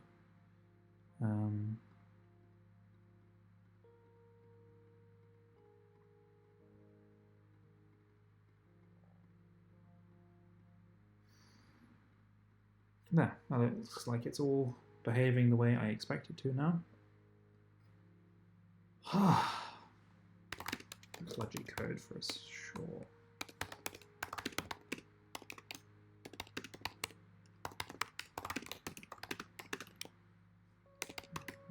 Deck, keyboard, input, and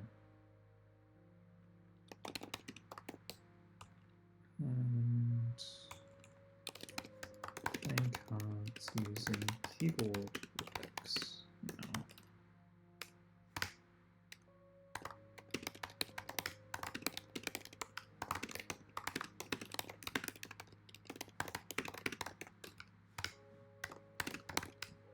No. Cool. That was pretty good. I mean, let's have a look. So we're on stage 3 of my many point plan. We have a concept of cards and a deck. The deck can have 3 cards or more. Playing a card draws you a new one. Doing something. I've left that open to whatever. That can be, in this case, even just resting, technically. But it isn't resting, but like default actioning. So that's all there, strictly speaking. I mean, it's not polished, so it can't be considered done. There needs to be the fancy UI that I've got planned, and so on. But the code underpinnings are there, which for the second day is pretty good. So I'm excited. Yeah. I was expecting to have a lot more problems getting to this point. But there's still plenty of time and plenty of things that could potentially go wrong. So we'll see. I think it's late enough. I'm going to call it. So thank you, everybody, who came to hang out with me today. It's been really good having you. Hope you've enjoyed watching me amble my way through this stuff. I'll be back tomorrow around about 8 o'clock in the evening, GMT, for more. I'm actually streaming pretty much every day this week to varying amounts, as I was saying. So the plan is 8 o'clock PM tomorrow, and then potentially just all day Thursday, Friday, for as long as I'm awake and not bored, because I've got the days off. So I'll be around. And then the weekend is much the same. Give or take a few life chore things in the middle.